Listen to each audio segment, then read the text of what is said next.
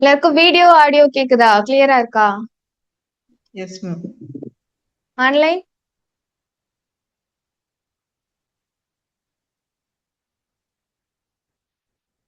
Okay. எல்லாருக்கும் ஓகேவா? Audio கிளியரா கேக்குதா? கேட்டுச்சுன்னா எல்லாம் ஓகே சொல்லுங்க. எஸ் மேம், கேக்குது மேம். ஓகே. இன்னைக்கு வந்து நம்ம ப்ரிலிம்ஸ்க்காக, அதாவது குரூப் 1 ப்ரிலிம்ஸ் பிளஸ் மெயின்ஸ், இப்ப 2026க்கான செப்டம்பர் மாதம் வந்து எக்ஸாம் வரும். ஸோ அதுக்காக நம்ம கிளாஸ் பார்க்க போறோம். அதாவது ஃபர்ஸ்ட் கிளாஸ் வந்து ஃப்ரீ டெமோ. மொத்தம் ஜூன் 15 வரைக்கும் ஃப்ரீ டெமோ இருக்கும். ஜூன் 5ல இருந்து ஜூன் 15. ஸோ ஃபர்ஸ்ட் இன்னைக்கு வந்து நம்ம சிலபஸ் பத்தி பார்க்க போறோம். Group 1 prelims and mains classes இருக்கும். உங்களுக்கு 10 டேஸ் ஃப்ரீ டெமோ இருக்கும். இதை பார்த்துட்டு நீங்க ஜாயின் பண்ணனா ஜாயின் பண்ணிக்கலாம். சரி, நம்ம வந்து ஸ்டார்ட் பண்ணுவோம். First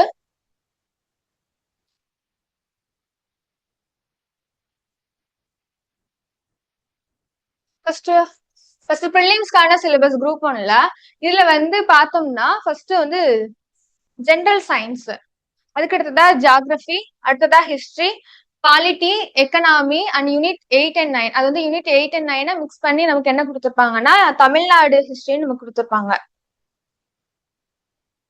so history, culture, heritage, social political movement in Tamil Nadu. மொத்தமா வந்து 6 யூனிட். அதுக்கிட்ட ஆப்டிடியூட் 1. மொத்தம் வந்து நமக்கு 200 கொஸ்டின்ஸ் இருக்கும். அதுல வந்து 175 கொஸ்டின் இல்ல 175 கொஸ்டின் ஜிஎஸ்ல இருந்து இருக்கும். 25 கொஸ்டின் ஆப்டிடியூட். ஸோ ஆப்டிடியூடுக்கு சோர்ஸ் பார்த்தோம் அப்படின்னா நமக்கு 6th இருந்து 10th வரைக்கும் இருக்கிற மேக்ஸ்ல இருக்கக்கூடிய புக்கை பார்த்தாலே போதும். நமக்கு சமச்சீர் புக்கு. ஸோ சமச்சீர் புக்கு பிசிக்கலா இல்லாட்டி டிஎன் டெக்ஸ்ட் புக். ஸோ அந்த வெப்சைட்ல போய் நம்ம டவுன்லோட் பண்ணிக்கலாம். ஃபர்ஸ்ட் ஜென்ரல் சயின்ஸ் வெயிட்டேஜ் பார்த்தோம்னா 10 கொஸ்டின் தான். So general science 10 question. இது வந்து ரொம்ப ப்ரியாரிட்டி கொடுக்கணும்னு அவசியம் இல்லை. ஏன்னா வெயிட்டேஜ் அதிகமா இருக்கக்கூடியது பாலிட்டி, அதுக்கு அடுத்ததா எக்கனாமி, அதுக்கு அடுத்ததா தமிழ்நாடு ஹிஸ்டரி அண்ட் லிட்ரேச்சர் தான். ஸோ வந்து நம்ம ஜென்ரல் சயின்ஸ் நம்ம லேட்டரா பார்க்கலாம். ஸோ இதுல வந்து scientific knowledge, scientific temper, power of reasoning, rote learning, conceptual learning, அதாவது நமக்கு 6th to 10th Tamil Nadu text book. இதை நம்ம கவர் பண்ணாலே இது போதும். முக்கியமா புக் பேக் கொஸ்டின்ஸ் அண்ட் நமக்கு பாக்ஸ் கொஸ்டின் கொடுத்துருப்பாங்க. ஸோ பாக்ஸ்ல நமக்கு தகவல் கொடுத்துருப்பாங்க. அதை நம்ம ப்ரிப்பேர் பண்ணா போதும் நமக்கு சயின்ஸை பொறுத்த வரைக்கும். Next geography. ஜியாகிரபிக்கு நமக்கு 10 கொஸ்டின். இதுக்குமே நம்ம 6th to 10th வரைக்கும் இருக்கக்கூடிய தமிழ்நாடு டெக்ஸ்ட் புக் பார்த்தா போதும். பட் மெயின்ஸ்ங்கிற வரப்ப ஒரு 12th புக் அந்த மாதிரி என்விரான்மெண்ட் ரிலேட்டட், ஏன்னா நமக்கு ஜியாகிரபிக்குள்ள என்விரான்மெண்டலும் இன்டகிரேட் பண்ணி கொடுத்துருப்பாங்க. பார்த்தோம்னா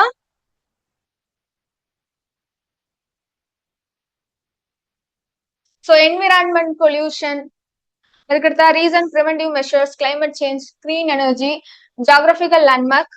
ஸோ இதுல இருந்து இது வரைக்கும் நமக்கு என்விரான்மெண்டல். ஸோ என்விரான்மெண்டலுக்கு அதுக்கு மட்டும் தனியா மெயின்ஸ்க்கு வந்து நம்ம ப்ரிலிம்ஸ்க்கு 2-3 கொஸ்டின்ஸ் தான் வரும். ஸோ வந்து மெயின்ஸ்க்காக நம்ம ப்ரிப்பேர் பண்ற மாதிரி இருக்கும் என்விரான்மெண்ட். அப்போ மட்டும் நம்ம 10th 12th, ஸோ அதுக்கடுத்து 11th 12th இருக்கக்கூடிய ஜியாகிரபி புக். ஸோ சோர்ஸ் வந்து நான் அப்புறம் சொல்றேன் உங்களுக்கு. இப்ப நெக்ஸ்ட் பார்த்தோம்னா history, culture of India, Indian national movement. இதுல வந்து நமக்கு 25 கொஸ்டின்ஸ் இருக்கு. So Indus valley civilisation, Guptas, Delhi. So இந்த சிம்பிள் வந்து நமக்கு ஒன்லி இண்டஸ் வேலி குப்தாஸ் கிடையாது. இண்டஸ் வேலி சிவிலைசேஷன்ல இருந்து குப்தாஸ் வரைக்கும், குப்தர்கள் வரைக்கும். சிந்து சமவெளி நாகரிகம், அதுக்கடுத்து வேத காலம் வந்திருக்கும். அதுக்கப்புறமா நமக்கு குப்தாஸ் வந்திருக்கும். அதுக்கு நடுவுல வந்து ஃபாரினர்ஸ் வந்திருப்பாங்க, இன்வேஷன் நடந்திருக்கும். ஸோ இதெல்லாமே கனெக்டிவா வரக்கூடிய சிலபஸ் தான் இது. நெக்ஸ்ட் மிடியவல். ஸோ ஹிஸ்டரி பார்த்தோம்னா 2 இருக்கு. ஒன்னு வந்து ஏன்ஷியன்ட் ஹிஸ்டரி, இன்னொன்னு மிடியவல், அடுத்து மாடர்ன். ஸோ மாடர்ன்ல தான் இந்தியன் நேஷனல் மூவ்மெண்ட் நமக்கு இன்டகிரேட் ஆகி வரும். அதுக்கு அடுத்ததான் Mughals, Maratha, age of Vijayanagar, south இந்தியால இருக்கக்கூடிய Bahmani kingdoms, south Indian history. நமக்கு முக்கியமா சவுத் இந்தியன் ஹிஸ்டரி ஃபோக்கஸ் பண்ணி தான் நிறைய கொஸ்டின் டிஎன்பிஎஸ்சில இருக்கும். ஸோ அதே மாதிரி change and continuity, socio cultural history. So socio கல்ச்சுரல்னா சொசைட்டி எப்படி இருந்துச்சு, ஸோ எந்த ரிலீஜியன், எந்த மாதிரி கல்ச்சர் எந்த மாதிரி இருந்தது, எந்த மாதிரி டெம்பிள் ஆர்கிடெக்சர் எப்படி இருந்தது, பெயிண்டிங்ஸ் எப்படி இருந்தது, ஸோ அந்த டீட்டெயில் பத்தி சொல்றது சோசியோ கல்ச்சுரல் ஹிஸ்டரி. நெக்ஸ்ட் அவங்க ரிச்சுவல் ட்ரெடிஷன்லாம் என்ன ஃபாலோ பண்ணாங்க அதை பத்தி நம்ம பாக்குறது. அதுக்கடுத்தா நேஷனல் ரெனைசன்ஸ். நேஷனல் ரெனைசன்ஸ்னா ஏன் வந்து இந்தியாவுக்கு வந்துச்சு, ஸோ வந்து இதுக்கு நிறைய காரணங்கள் இருக்கும். ஏன்னா வந்து ரயத்வாரி, நில நில வருவாய் திட்டத்துல நிறைய சேஞ்சஸ் கொண்டு வந்தது. அதே மாதிரி பிரிட்டிஷ் பாலிசி, சோ அதெல்லாம் பத்தி படிக்கிறது தான் இந்திய ரெனைசன்ஸ்.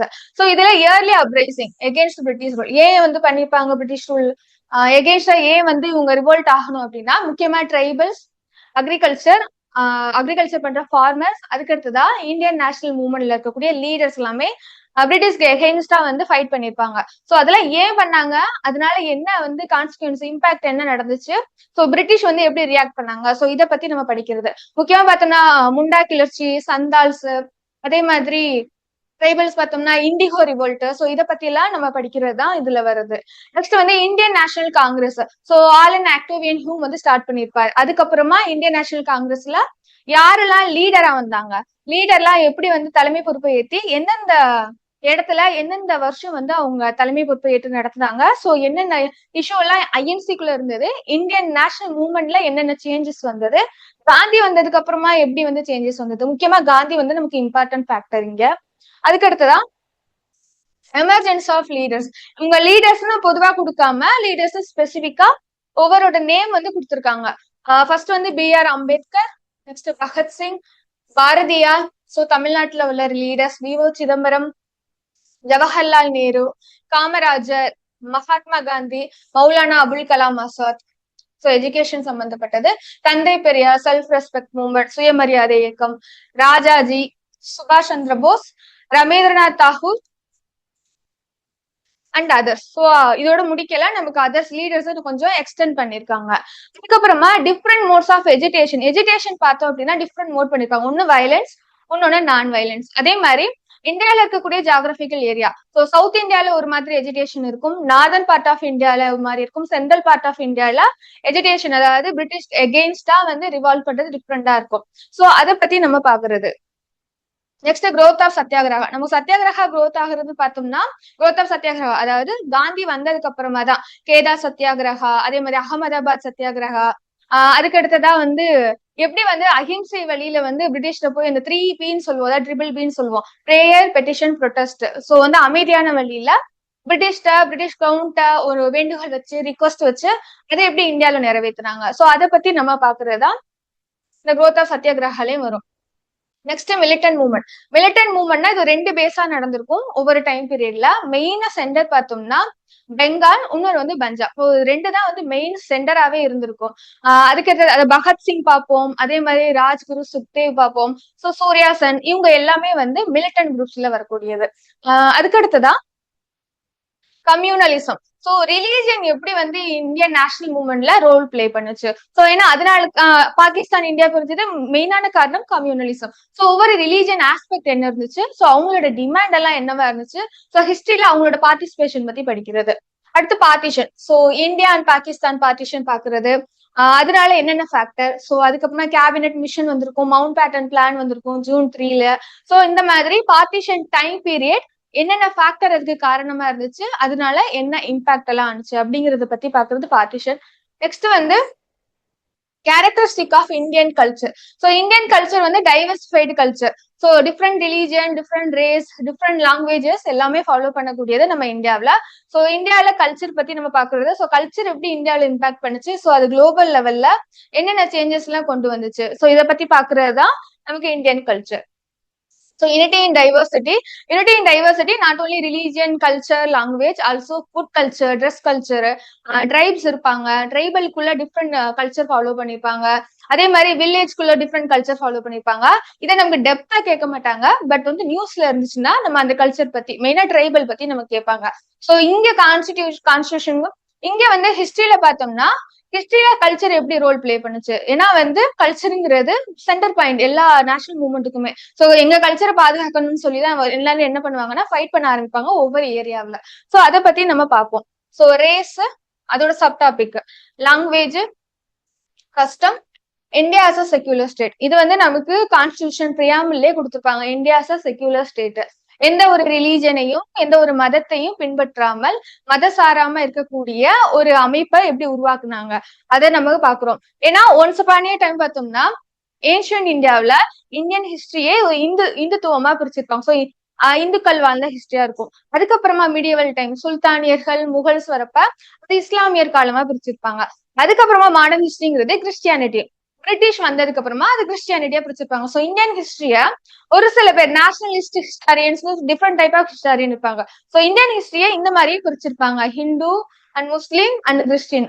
சோ வந்து செக்யூலருங்கிறது நமக்கு மெயினான ரோல். இப்ப எப்படி நம்ம இந்தியா இப்ப வந்து 2026ல நம்ம செக்யூலரா இருக்கோம் ஃப்ரம் இண்டிபெண்டன்ஸ்ல இருந்து. சோ அதை பத்தி நம்ம பாக்குறது ஹிஸ்டரி எப்படி எவால்வ் ஆனிச்சு அப்படிங்கிறது.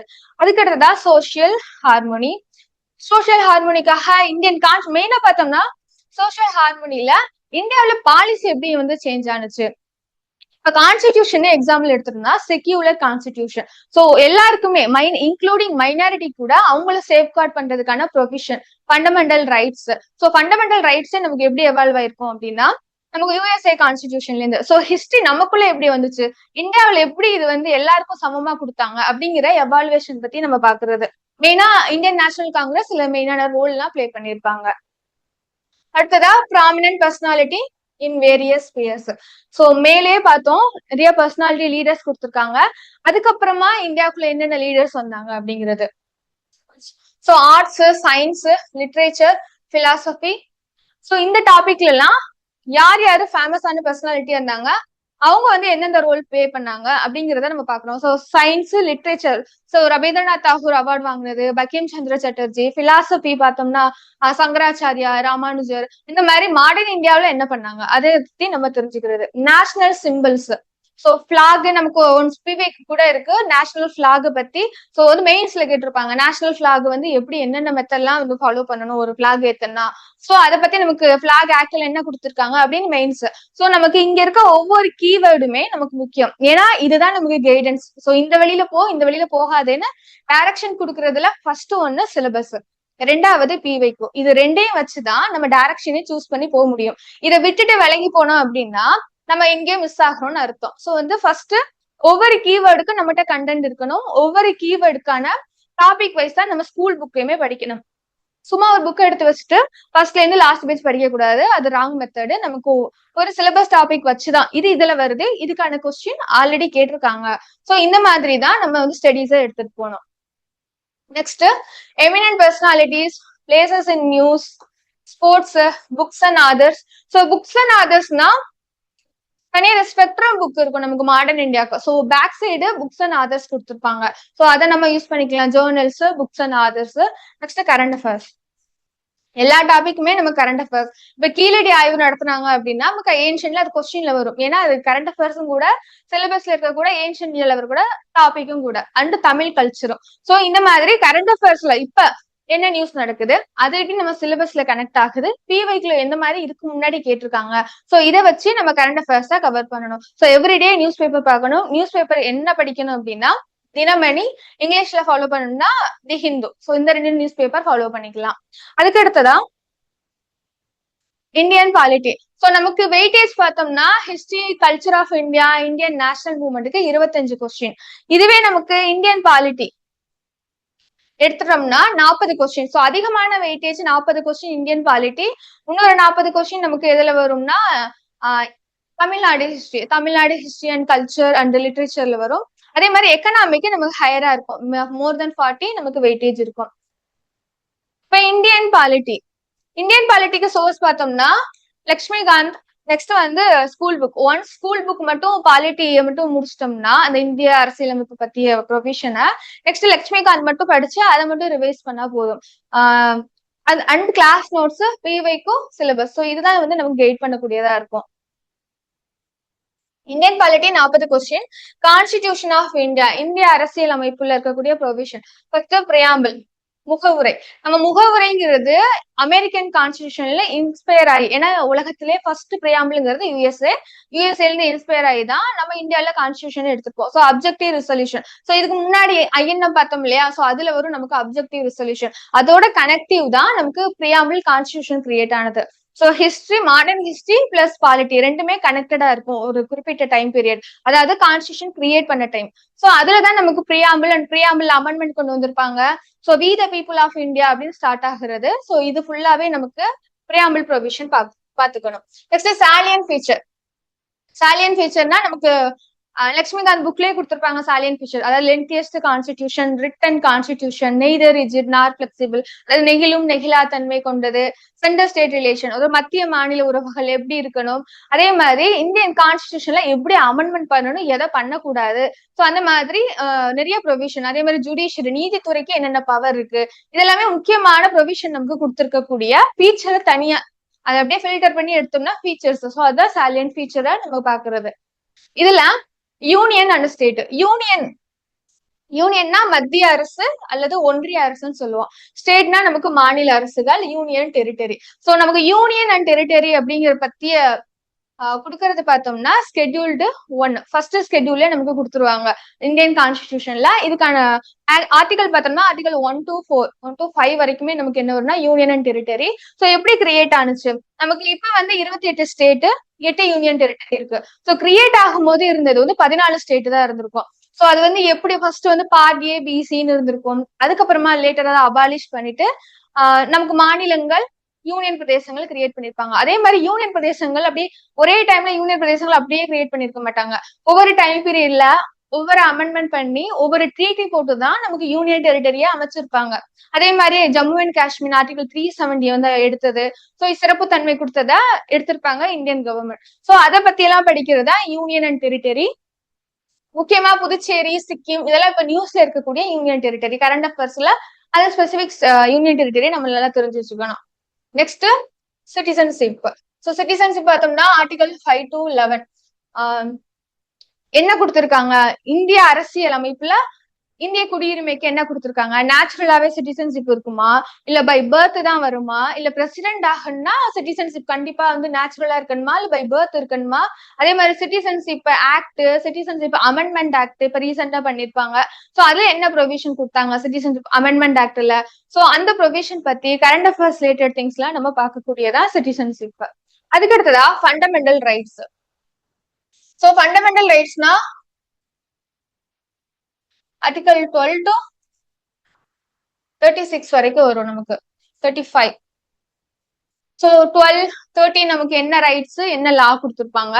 அதே மாதிரி ஆர்டிகல் 19 அதுதான் ரொம்ப முக்கியமானது. ஆர்டிகல் 19 அண்ட் 21 இது ரெண்டும் ரொம்ப முக்கியமான ஆர்டிகல். அதுக்கடுத்து ஃப்ரீடம் ஆஃப் ரிலீஜியன் அண்ட் குழந்தைகளை வந்து வேலைக்கு விடக்கூடாது, ஸோ சுரண்டலுக்கு எதிரான உரிமை, தீண்டாமை ஒழிப்பு, ஆர்டிகல் 17. ஸோ இந்த மாதிரி ஸ்பெசிபிக் ஆர்டிகல் இதெல்லாம் பைஹார்ட் பண்ணிடணும், மனப்பாடம் பண்ணிடணும் இந்த ஆர்டிகல் எல்லாம். Fundamental rights. அதே மாதிரி நமக்கு ஆர்டிகல் 19ல 7 ரைட்ஸ் இருந்திருக்கும். அதுல ஒரு ரைட்ஸ் எடுத்துட்டு சொத்துரிமையை எடுத்துட்டு நமக்கு 6 ரைட்ஸா இருக்கும். ஸோ இதெல்லாம் வந்து ரொம்ப பேசிக் ஃபேக்ட், இதெல்லாம் வந்து பக்காவா ஞாபகம் வச்சுக்கணும். So fundamental rights. Next fundamental duty article 51A. So வந்து ஃபண்டமெண்டல் டியூட்டி ஒரிஜினல் கான்ஸ்டிடியூஷன்ல இருந்துச்சா அப்படின்னு பார்த்தோம்னா ஒரிஜினல் கான்ஸ்டிடியூஷன்ல நமக்கு இருந்திருக்காது, இது லேட்டரா ஆட் பண்ணிருப்பாங்க. சோ 42nd அமெண்ட்மெண்ட் ஆக்ட் மூலமா இந்திரா காந்தி பீரியட்ல பண்ணிருப்பாங்க. சோ இதுல எத்தனை டியூட்டிஸ் இருக்கு, ஒவ்வொரு டியூட்டியும் என்னென்ன பண்ணுது, இது வந்து ஜஸ்டிசபிளா, அதாவது கோர்ட்னால இது வந்து நம்ம நடைமுறைக்கு கொண்டு வர முடியுமா, இதுக்கான ஆக்ட் இருக்கா, சோ ரைட் டு ஓட்டு ஃபண்டமெண்டல் டியூட்டியா அப்படிலாம் அந்த மாதிரி கொஸ்டின்லாம் இருக்கும். ரைட் ஓட்டுங்கிறது ஃபண்டமெண்டல் டியூட்டி கிடையாது, அது வந்து constitution duty and statutory rights. மெயினா வந்து ஸ்டாச்சுட்டரி ரைட்ஸ் நம்ம சொல்லுவோம். சோ அந்த மாதிரி ஃபண்டமெண்டல் டியூட்டியை வந்து நம்ம பாக்குறது. அதுக்கடுத்தா directive principle of state policy, DPSP. DPSP article 36 to 51 வரைக்கும் இருக்கும். சோ டிபிஎஸ்பிங்கிறது ஒரு கவர்மெண்ட்டுக்கு கைடன்ஸ் கொடுக்கறது. சோ டிபிஎஸ்பில என்ன ப்ரொவிஷன் இருக்கு, சோ நமக்கு டேப்லெட் காலம் மாதிரி கொடுத்துட்டு ஆர்டிகல் கொடுத்துட்டு அது என்ன ப்ரொவிஷன் சொல்லுது அப்படிங்கறத கேட்பாங்க. இல்ல ஒரு ப்ரொவிஷன் கொடுத்துட்டு இது டிபிஎஸ்பில இருக்கா அப்படின்னு ஒரு ஸ்டேட்மெண்ட் கொடுப்பாங்க. சோ டிபிஎஸ்பில நமக்கு ஒரு கைட் எல்லாம் இருக்கும். கைட் கவர்மெண்ட்டுக்கு கைட் கொடுக்கக்கூடியது. ஒரு ஸ்டேட் ஒரு பாலிசி கொண்டு வந்தாங்கன்னா டிபிஎஸ்பிய மைண்ட்ல வச்சுதான் கொண்டு வரணும். சோ அதுக்கான ப்ரொவிஷனை நமக்கு கான்ஸ்டிடியூஷன் மேக்கர் கான்ஸ்டிடியூஷன் உருவாக்கும் போதே நமக்கு கிரியேட் பண்ணதுதான் டிபிஎஸ்பி. அதே மாதிரி டிபிஎஸ்பிங்கிறது நான் ஜஸ்டிசபிள், இதை நீங்க பண்ணலைன்னு சொல்லிட்டு கோர்ட்டுக்கு போய் நிக்க முடியாது. சோ இந்த மாதிரி ஸ்பெசிபிக் ஃபீச்சர் என்ன இருக்கு, டிபிஎஸ்பில என்ன அமெண்ட்மெண்ட் கொண்டு வந்தாங்க, அதை பத்தி படிக்கிறது தான் directive principle of state policy. Next union executive. மத்திய அரசுல எக்ஸிகியூட்டிவ் பவர், அது president, PM, cabinet minister, council of minister. So இவங்க எல்லாம் ஒரு power centre. Bureaucrat also power centre. இவங்க எல்லாம் எப்படி ஒர்க் பண்றாங்க, இவங்களுக்கான ப்ரொவிஷன் கான்ஸ்டிடியூஷன் என்ன கொடுத்துருக்காங்க, என்ன ஆர்டிகல் இதை பத்தி பேசுது, அவங்க ஒரு வேலையை பண்ணணும்னா என்னென்ன ப்ரொசீஜர் படி பண்ணணும். இப்ப எக்ஸிகியூட்டிவ்ங்கிறது அதாவது மெயினா பிரைம் மினிஸ்டர் பிளஸ் கேபினெட் மினிஸ்டர்ங்கிறது நமக்கு பார்லிமெண்ட்ல லோக்சபாக்கு ரெஸ்பான்சிபிள். சோ இந்த மாதிரி நிறைய ஃபீச்சர்ஸ் நமக்கு கொடுத்திருப்பாங்க. இது இப்படிதான் பண்ணணும், இது இப்படி பண்ணக்கூடாதுன்னு. சோ அதை பத்தி நம்ம படிக்கிறது யூனியன் எக்ஸிகியூட்டிவ். யூனியன் லெஜிஸ்லேச்சர், அதாவது பார்லிமெண்ட்ல, பாராளுமன்றத்துல லோக்சபால இருக்கவங்க, அதாவது கீழவையில இருக்கிறவங்க, மெம்பர்ஸ் ஆஃப் பார்லிமெண்ட் என்னென்ன ஆக்ட் கிரியேட் பண்ணணும்னா என்னென்ன பண்ணணும், ஒரு கான்ஸ்டிடியூஷன் அமெண்ட்மெண்ட் ஆக்ட் பண்ணா என்ன மெஜாரிட்டி பாஸ் பண்ணணும், இதுவே பட்ஜெட் பண்ணணும்னா லோக்சபாக்கு பவர் அதிகமா, ராஜ்யசபாக்கு பவர் அதிகமா, லோக்சபால எத்தனை பேர் இருக்கணும், ராஜ்யசபால எத்தனை பேர் இருக்கணும், சேர்மன் யாரு, அதே மாதிரி ஸ்பீக்கர் எப்படி எலெக்ட் பண்ணுவாங்க, ஸ்பீக்கரை எப்படி ரிமூவ் பண்ணுவாங்க, எப்படி அப்பாயிண்ட் பண்ணுவாங்க, நாமினேட்டட் மெம்பர் யாரு, அதே மாதிரி பிரசிடென்ட் என்னென்னலாம் பார்லிமெண்ட்டுக்குள்ள ஒர்க் பண்ணுவாங்க, சோ லெஜிஸ்லேச்சரை கண்ட்ரோல் எடுக்கிறது யாரு, சோ அதே மாதிரி முக்கியமான ஆர்டிகல் பத்தி பாக்குறது தான் யூனியன் லெஜிஸ்லேச்சர். சோ சிமிலரா நமக்கு ஸ்டேட் கவர்மெண்ட்ல state executive, next state legislature. நமக்கு யூனியன் எக்ஸிகியூட்டிவ், அதாவது பாராளுமன்றத்திலையும் நமக்கு சட்டமன்றத்திலையும் ஃபங்க்ஷன் சிமிலரா தான் இருக்கும், ஒரு சில ப்ரொவிஷன் மட்டும்தான் மாறும். சோ சட்டமன்றத்துல எப்படி இருக்கு, நம்ம தமிழ்நாட்டுல சட்டமன்றத்துல கீழவே இருக்கு, மேலவே கிடையாது, கவுன்சில் கிடையாது, லெஜிஸ்லேட்டிவ் கவுன்சில் கிடையாது. சோ லெஜிஸ்லேட்டிவ் கவுன்சில் இருக்கிறது எத்தனை சீட்டு, சோ அதை நம்ம பார்க்கணும். அதே மாதிரி லெஜிஸ்லேட்டிவ்ல என்ன பண்ணுவாங்க, சட்டமன்றத்துல என்ன பண்ணுவாங்க, எப்படி ஆக்ட் பாஸ் பண்றாங்க, பட்ஜெட் எப்படி அவங்க பாஸ் பண்றாங்க, சோ பட்ஜெட் ப்ரொசீஜர் என்ன, ஒவ்வொரு வருஷம் என்ன பண்றாங்க, அதாவது ஆக்ட் பாஸ் பண்றாங்களா, இல்ல கான்ஸ்டிடியூஷன் ப்ரொவிஷன் என்ன, ஆர்டிகல் என்ன, பார்ட் என்ன, ஸ்கெடியூல் என்ன, சோ இதை பத்தி எல்லாம் நம்ம தெரிஞ்சுக்கிறது தான் யூனியன்ல இருந்து அந்த state executive legislature. Next local government, ரொம்ப முக்கியம். ஏன் இந்தியாவில லோக்கல் கவர்மெண்ட் கொண்டு வந்திருப்பாங்க, அதாவது டிபிஎஸ்பில ஒரு காந்தியன் பிலாசபின்னு நம்ம சொல்லலாம். சோ டிபிஎஸ்பில காந்தியன் பிலாசபின்னு நம்ம சொல்லுவோம். சோ காந்தி கொடுத்ததான் லோக்கல் கவர்மெண்ட் ஒரு பாலிசி. சோ லோக்கல் கவர்மெண்ட எப்படி இம்ப்ளிமெண்ட் பண்றாங்க, அது ஏன் பண்றாங்க, ஏன்னா லோக்கல் கவர்மெண்ட்ங்கிறது நமக்கு பார்ட்டிசிபேட்டரி டெமோக்ரஸியை கொண்டு வர்றது, அதே மாதிரி கிராஸ் ரூட் லெவல்ல நமக்கு எப்படி டெமோக்ரஸியை என்ஷூர் பண்றது, சோ மெயினா ரூரல் ஏரியாவை போக்கஸ் பண்ணி கொண்டு வந்ததுதான். முக்கியமா இதுல first panchayat raj, 73rd constitution amendment act நமக்கு பஞ்சாயத்து ராஜை எக்ஸிக்யூட் பண்ண காரணமா இருக்கும். அதே மாதிரி ஸ்பிரிட் ஆஃப் ஃபெடரலிசம்.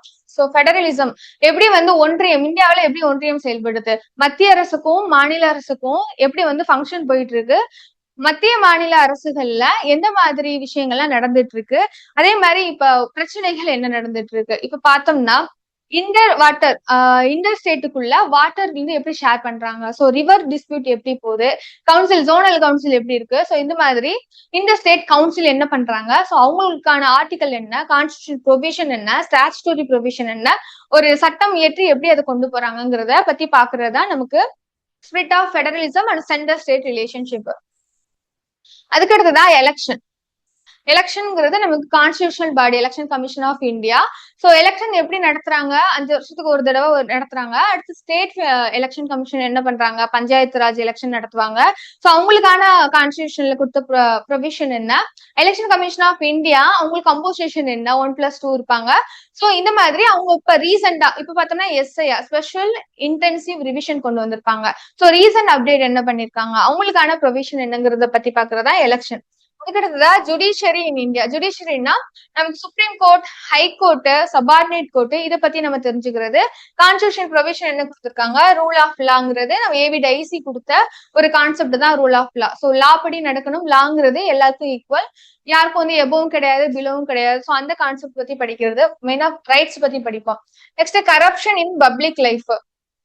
கரப்ஷன் எப்படி நம்ம இந்தியால நடந்துட்டு இருக்கு, அதுக்காக என்ன ஆக்ட், விஜிலன்ஸ் கொண்டு வந்திருப்பாங்க, லோக்பால், லோக் ஆயுக்தா, அந்த மாதிரி நமக்கு என்ன ப்ரொவிஷன் இருக்கு கான்ஸ்டிடியூஷன்ல, அதை பத்தி படிக்கிறது. So anti corruption measures, Lokpal and Lok Ayukta, right to information, RTI. So right to information நமக்கு ஆக்ட் கொண்டு வந்திருப்பாங்க. இது பப்ளிக் இன்ட்ரெஸ்ட் லிட்டிகேஷன் மூலமா கொண்டு வந்ததுதான் அந்த ஆர்டிஐ ஆக்ட். சோ இந்த ஆர்டிஐ ஆக்ட்னால எப்படி இந்தியா பெனிஃபிட் ஆயிட்டு இருக்கு, அது எப்படி யூஸ் பண்றாங்க, அதுக்கான ப்ரொவிஷன் எப்படி கொண்டு வந்தாங்க, என்ன இருக்குங்கிறத பாக்குறோம். Sir next empowerment of women. உமன்ங்கிறது நமக்கு சோசியல் இஷ்யூல வரக்கூடிய ஒரு டாபிக். இங்க எம்பவர்மெண்ட் ஆஃப் உமன். சோ உமனை எப்படி எம்பவர் பண்றதுக்காக என்ன ப்ரொசீஜர் இருக்கு. சோ இந்தியாவில பார்த்தோம்னா ரிசர்வேஷன், அதாவது பஞ்சாயத்துல ரிசர்வேஷன் கொண்டு வர்றது, பஞ்சாயத்து எலெக்ஷன், முனிசிபாலிட்டி எலெக்ஷன், அதே மாதிரி பார்லிமெண்ட்ல எலெக்ஷன் கொண்டு வருது, ஸ்டேட் லெஜிஸ்லேட்டிவ் எலெக்ஷன்ல 33% ரிசர்வேஷன் கொண்டு வருது. சோ உமன் எம்பவர் பண்றதுக்கான கான்ஸ்டிடியூஷன் ப்ரொவிஷன் என்ன இருக்கு, மெயினா டிபிஎஸ்பி, ரிசர்வேஷன் பாலிசி, இது எல்லாமே வந்து empowerment of women. So women ரைட்ஸ்க்காக என்ன கொண்டு வந்திருக்காங்கிறது. அடுத்ததா consumer protection forums. Consumer act என்ன இருக்கு, அதுக்கான என்ன பாடி கிரியேட் பண்ணிருக்காங்கிறது. அடுத்ததா human rights charter, political party, human right commission. So நமக்கு வந்து கான்ஸ்டியூஷனல் பாடி, நான் கான்ஸ்டியூஷனல் பாடி ரெண்டு இருக்கும். ஸோ அதுல நான் கான்ஸ்டியூஷனல் பாடியில நமக்கு வந்து ஹியூமன் ரைட்ஸ் கமிஷன் பத்தி பார்ப்போம். ஸோ அதுல யார் கம்போசிஷன் இருக்காங்க, ஹியூமன் ரைட்ஸ் உலக அளவுல என்ன சார்ட்டர்ல என்ன கொடுத்துருக்காங்க, அந்த ரைட்ஸ் எப்படி இருக்கு, ஸோ மைக்ரேஷன், பாப்புலேஷன், அதை பத்தி நம்ம பார்ப்போம். நெக்ஸ்ட் உமனோட எந்த மாதிரி உமன் வந்து இந்த காலகட்டத்துல பிரச்சனைகளை ஃபேஸ் பண்றாங்க, அவங்களுக்கான என்ன மெஷர் எடுத்திருக்காங்க, அதெல்லாம் ஹியூமன் ரைட்ஸ் சார்ட்டர்ல பார்ப்போம். Next political party. Political party election commission of இந்தியாவில எப்படி ரிஜிஸ்டர் பண்ணிருக்கணும், எப்படி வந்து election commission of India recognise பண்றாங்க, பொலிட்டிக்கல் பார்ட்டிக்கு என்னென்ன குவாலிஃபைடான கேரக்டரிஸ்டிக் அவங்க வச்சிருக்கணும், ஸோ அதை பத்தி பாக்குறது. Next nationally recognised party, state level recognised party, so அவங்களுக்கு சிம்பிள் அலோகேட் பண்றது, ஸோ அந்த ப்ரொவிஷன் பத்தி படிப்போம் political party. Next political system in India. அடுத்து current affairs. So current affairs வந்து நமக்கு பொலிட்டிக்கல் சிஸ்டம் இந்தியானா இந்தியாவில் என்ன மாதிரியான சிஸ்டம் ஃபாலோ பண்றோம். ஸோ வந்து நம்ம சோசியலிஸ்ட் கண்ட்ரி வித் கேபிட்டலிசம் வந்து நமக்கு எல்பிஜி வந்ததுக்கு அப்புறம் தான் 1991 பாலிசி சேஞ்ச் பண்ணதுக்கு அப்புறமா நம்ம கேபிட்டலிசம் கொஞ்சம் இன்க்ளூட் ஆகும். ஸோ எப்படி நம்மளோட சிஸ்டம் எப்படி இருக்கு இந்தியாவில், அதை பத்தி படிப்போம். கரண்ட் அஃபேர்ஸ் நமக்கு பொலிட்டிக்கல் ரிலேட்டடா என்னென்னலாம் நியூஸ் வருதோ அது எல்லாமே கவர் பண்ணணும். அதாவது இப்போ வந்து எஸ்ஐஆர், உமன் ரிசர்வேஷன் பார்லிமெண்ட்ல வந்து ஃபெயிலா இருக்கும் அந்த பில்லு. ஸோ பில்லு எப்படி வந்து ஆக்டா மாறுது, ஒரு பட்ஜெட் எப்படி பாஸ் பண்றாங்க, மணி பில்னா என்ன, அந்த மாதிரியான நமக்கு ஸ்பெசிபிக் திங்ஸ் எல்லாம் இப்ப கரண்ட் அஃபேர்ஸ்ல வந்துட்டு இருக்கு. ஸோ அதை பத்தி எல்லாம் நம்ம பாலிட்டியில என்னென்ன டாபிக் வருதோ அதை பத்தி கனெக்ட் பண்ணி படிக்கிறது.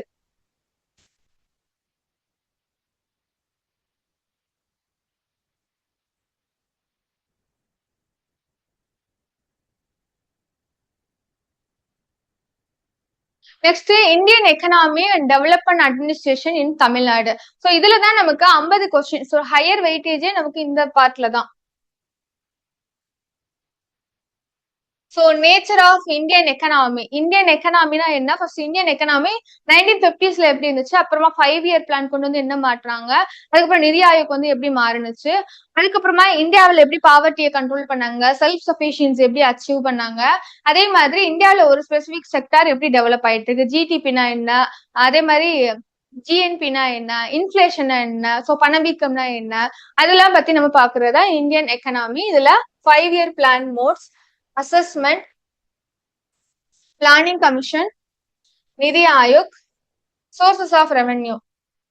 ஸோ இந்தியன் எக்கனாமில கவர்மெண்ட்டுக்கு எப்படி ரெவன்யூ வருது, ஒரு இண்டஸ்ட்ரி எப்படி வந்து ரெவன்யூ ஜென்ரேட் பண்றாங்க, ஸோ இண்டஸ்ட்ரி லொகேஷன் எங்க வைக்கிறாங்க, ஸோ அது வந்து ஜியாகிரபிக்கலா பார்ப்போம், இண்டஸ்ட்ரியல் லொகேஷன் எப்படி இருக்கு, அதே மாதிரி உலக அளவில் இருக்கக்கூடிய திங்ஸ் எப்படி வந்து இந்தியன் இண்டஸ்ட்ரியை இம்பாக்ட் பண்ணுது அப்படிங்கிறத நம்ம தெரிஞ்சுக்கிறது தான் சோர்சஸ் ஆஃப் ரெவன்யூ.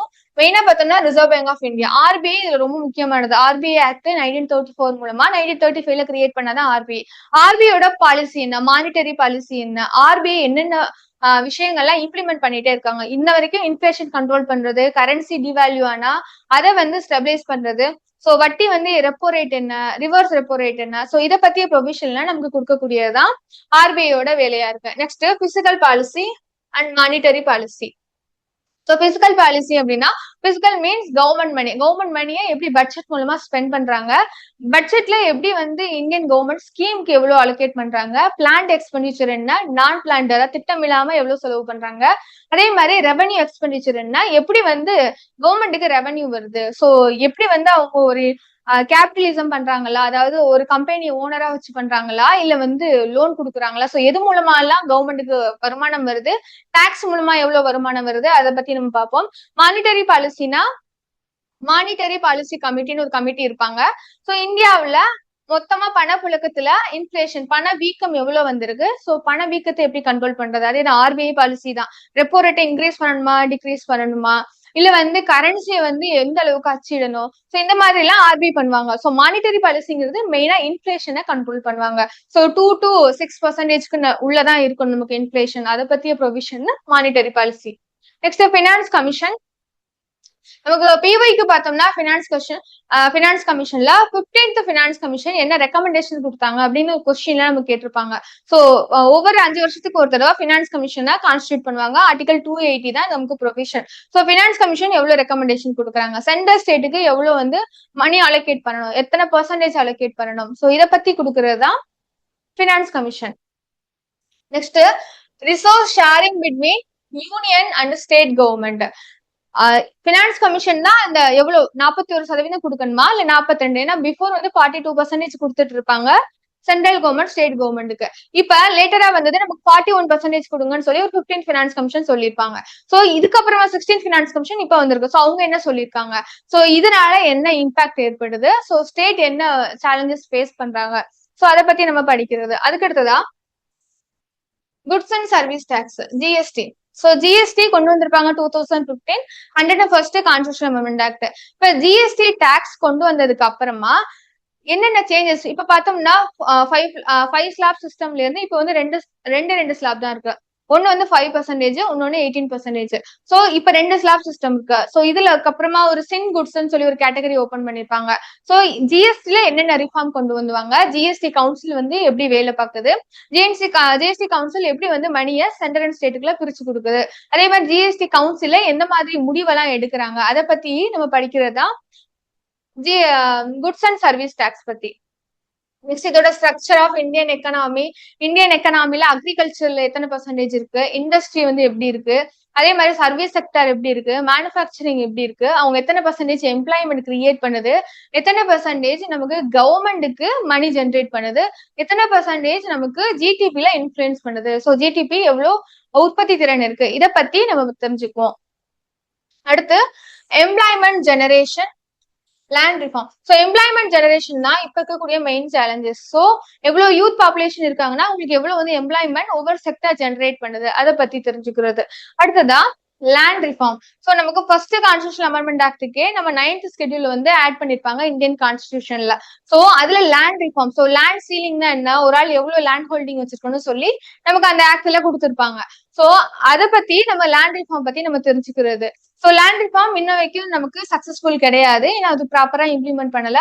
சோ அது என்ன காசஸ், அதனால என்ன இம்பாக்ட் ஏற்பட்டுச்சு, கரண்ட்லி என்ன ஸ்டேட்டஸ்ல இருக்கு, கான்ஸ்டிடியூஷனல் ப்ரொவிஷன் அதுக்காக என்ன இருக்கு, சோ இந்தியன் எக்கனாமி சேலஞ்சஸ் என்ன. மெயினா வந்து ஃபார்மர்ஸ் பார்த்தோம்னா ஸ்மால் ஃபார்மர்ஸ் தான், ஸ்மால் ஹோல்டிங், அதாவது லேண்டுங்கிறது கம்மியா தான் வச்சிருப்பாங்க, நிறைய ஃபார்மர்ஸ் இருப்பாங்க. சோ அந்த மாதிரி இஷ்யூ எல்லாம் நம்ம பத்தி தெரிஞ்சுக்குவோம். Next agriculture. So agriculture kharif crops, rabi crops, அதே மாதிரி minimum support price, farmers income எப்படி இருக்கு, ஃபார்மர்ஸ் என்னென்ன சேலஞ்சஸ் எல்லாம் ஃபேஸ் பண்றாங்க, மான்சூன் வந்து எவ்வளவு வருது, சோ இதை பத்தி எல்லாம் நம்ம தெரிஞ்சுக்கிறது. அடுத்ததான் application of science and technology. So science and technology எப்படி எக்கனாமில இப்ப எக்ஸாம்பிள் பார்த்தோம்னா இப்ப ஆர்டிபிஷியல் இன்டெலிஜென்ஸ், மிஷின் லேர்னிங், அது எப்படி இப்ப இந்தியன் எக்கனாமில நிறைய சேலஞ்சஸ் கொண்டு வருது. ஏன்னா எம்ப்ளாய்மெண்ட் ஜெனரேட் ஆகும்னு ஒரு குரூப் சொல்றாங்க, எம்ப்ளாய்மெண்ட் ஜெனரேட் கம்மி ஆகும், இல்ல இருக்கிற எம்ப்ளாய்மெண்ட் போகும் அப்படின்னு சொல்லி இன்னொரு எக்கனாமிஸ்ட் வந்து நமக்கு சொல்றாங்க. ஸோ இந்த மாதிரி டிஃப்ரெண்ட் திங்ஸ் எப்படி வந்து டிஜிட்டலா, இப்போ எக்ஸாம்பிள் நம்ம ஜிபே பண்றோம், போன்பே பண்றோம், இல்ல லேப்டாப் யூஸ் பண்றோம்னா அது எப்படி டெக்னிக்கலா இந்தியன் எக்கனாமியை அது பாதிக்குது, இந்தியன் எக்கனாமிக்கு எப்படி அது பெனிஃபிட்டை கொடுக்குது, அதை பத்தி நம்ம தெரிஞ்சுக்கிறது. அதுக்கப்புறமா science and technology in agriculture, industrial growth என்ன, rural welfare oriented programme. So கவர்மெண்ட்ல ரூரல் வெல்ஃபேருக்காக என்ன கொண்டு வந்தாங்க, இரிகேஷன் பாலிசி, அதே மாதிரி பிஎம் கிஷான் ஸ்கீம், அதுக்கு அடுத்ததா Pradhan Mantri Krishi Sinchai Yojana, irrigation project. So இந்த மாதிரி என்னென்ன ப்ராஜெக்ட் எல்லாம் வந்து கவர்மெண்ட் ஃபார்மர்ஸ் அக்ரிகல்ச்சர் செக்டருக்காக கொண்டு வந்தாங்க, மினிமம் சப்போர்ட் பிரைஸ். ஸோ இதெல்லாமே நமக்கு அக்ரிகல்ச்சருக்காக கவர்மெண்ட் கொண்டு வந்தது. அடுத்ததா social problems, population, education, health, employment. So social problems என்ன இருக்கு நம்ம இந்தியாவில், அதே மாதிரி பாப்புலேஷன், அதாவது சென்சஸ் பத்தி 2011 சென்சஸ், இப்ப அடுத்த 2026-27 ஒரு சென்சஸ் எடுக்கணும். ஸோ இந்த சென்சஸ் எடுக்க போறாங்க, அதுக்கான ப்ரொசீஜர் என்ன, அதே மாதிரி சென்சஸ்ல டென்சிட்டி என்ன, மக்கள் தொகை எவ்வளவு பேர் இருக்காங்க, மக்கள் அடர்த்தி எந்த இடத்துல அதிகமா இருக்காங்க, எப்படி வந்து எம்ப்ளாய்மெண்ட் ஜென்ரேஷன் அவங்க லொகேஷனுக்கு ஏற்ற மாதிரி எப்படி இருக்கு, ஸோ அதை பத்தி நம்ம தெரிஞ்சுக்கிறது. அதுக்கடுத்ததான் எஜுகேஷன். எஜுகேஷன்ல ஹையர் எஜுகேஷன், லோவர் எஜுகேஷன், அதுக்கப்புறமா எஜுகேஷன் எந்த லெவல்ல இந்தியாவுல இருக்கு, ஸோ அதுக்கான என்னென்ன இண்டெக்ஸ் எல்லாம் நமக்கு எஜுகேஷன் பத்தி சொல்லுது. ஸோ எஜுகேஷன் என்னென்ன சேஞ்சஸ் எல்லாம் கவர்மெண்ட் கொண்டு வந்திருக்காங்க அதை பத்தி நம்ம தெரிஞ்சுக்கிறது. Next health and employment. So இந்தியாவோட multi dimensional poverty index, so அதுக்கு அடுத்ததான் மல்டி டைமென்ஷனல் இண்டெக்ஸ், இந்த மாதிரி நிறைய இண்டெக்ஸ்ல health, employment generation, education, social issue எல்லாம் என்ன இருக்குங்கிறத நம்ம தெரிஞ்சுக்குவோம். அதே மாதிரி ஸ்பெசிபிக்கா ஜிடிபில எவ்வளவு வந்து கவர்மெண்ட் ஸ்பெண்ட் பண்றாங்க, so health sector private and public எப்படி வந்து டெவலப் ஆயிருக்கு, இதை பத்தி நம்ம தெரிஞ்சுக்கிறது. அடுத்ததா பாவர்ட்டி. ஸோ பாவர்ட்டி ஏழ்மையை ஒழிக்கிறதுக்காக கவர்மெண்ட் என்ன பண்ணிருக்காங்க, சோ இப்ப என்ன லெவல்ல இருக்கும், சோ இந்த வருஷம் வந்து இவ்வளவு வந்து பாவர்ட்டி ரிமூவ் ஆயிருக்கு, சோ இவ்வளவு ரிமூவ் பண்ணிருக்கோம்னு சொல்லி நமக்கு யார் சொல்லுவாங்கன்னா நிதி ஆயோக் ரிப்போர்ட் கொடுப்பாங்க. சோ அதை பத்தி நம்ம தெரிஞ்சுக்கிறது.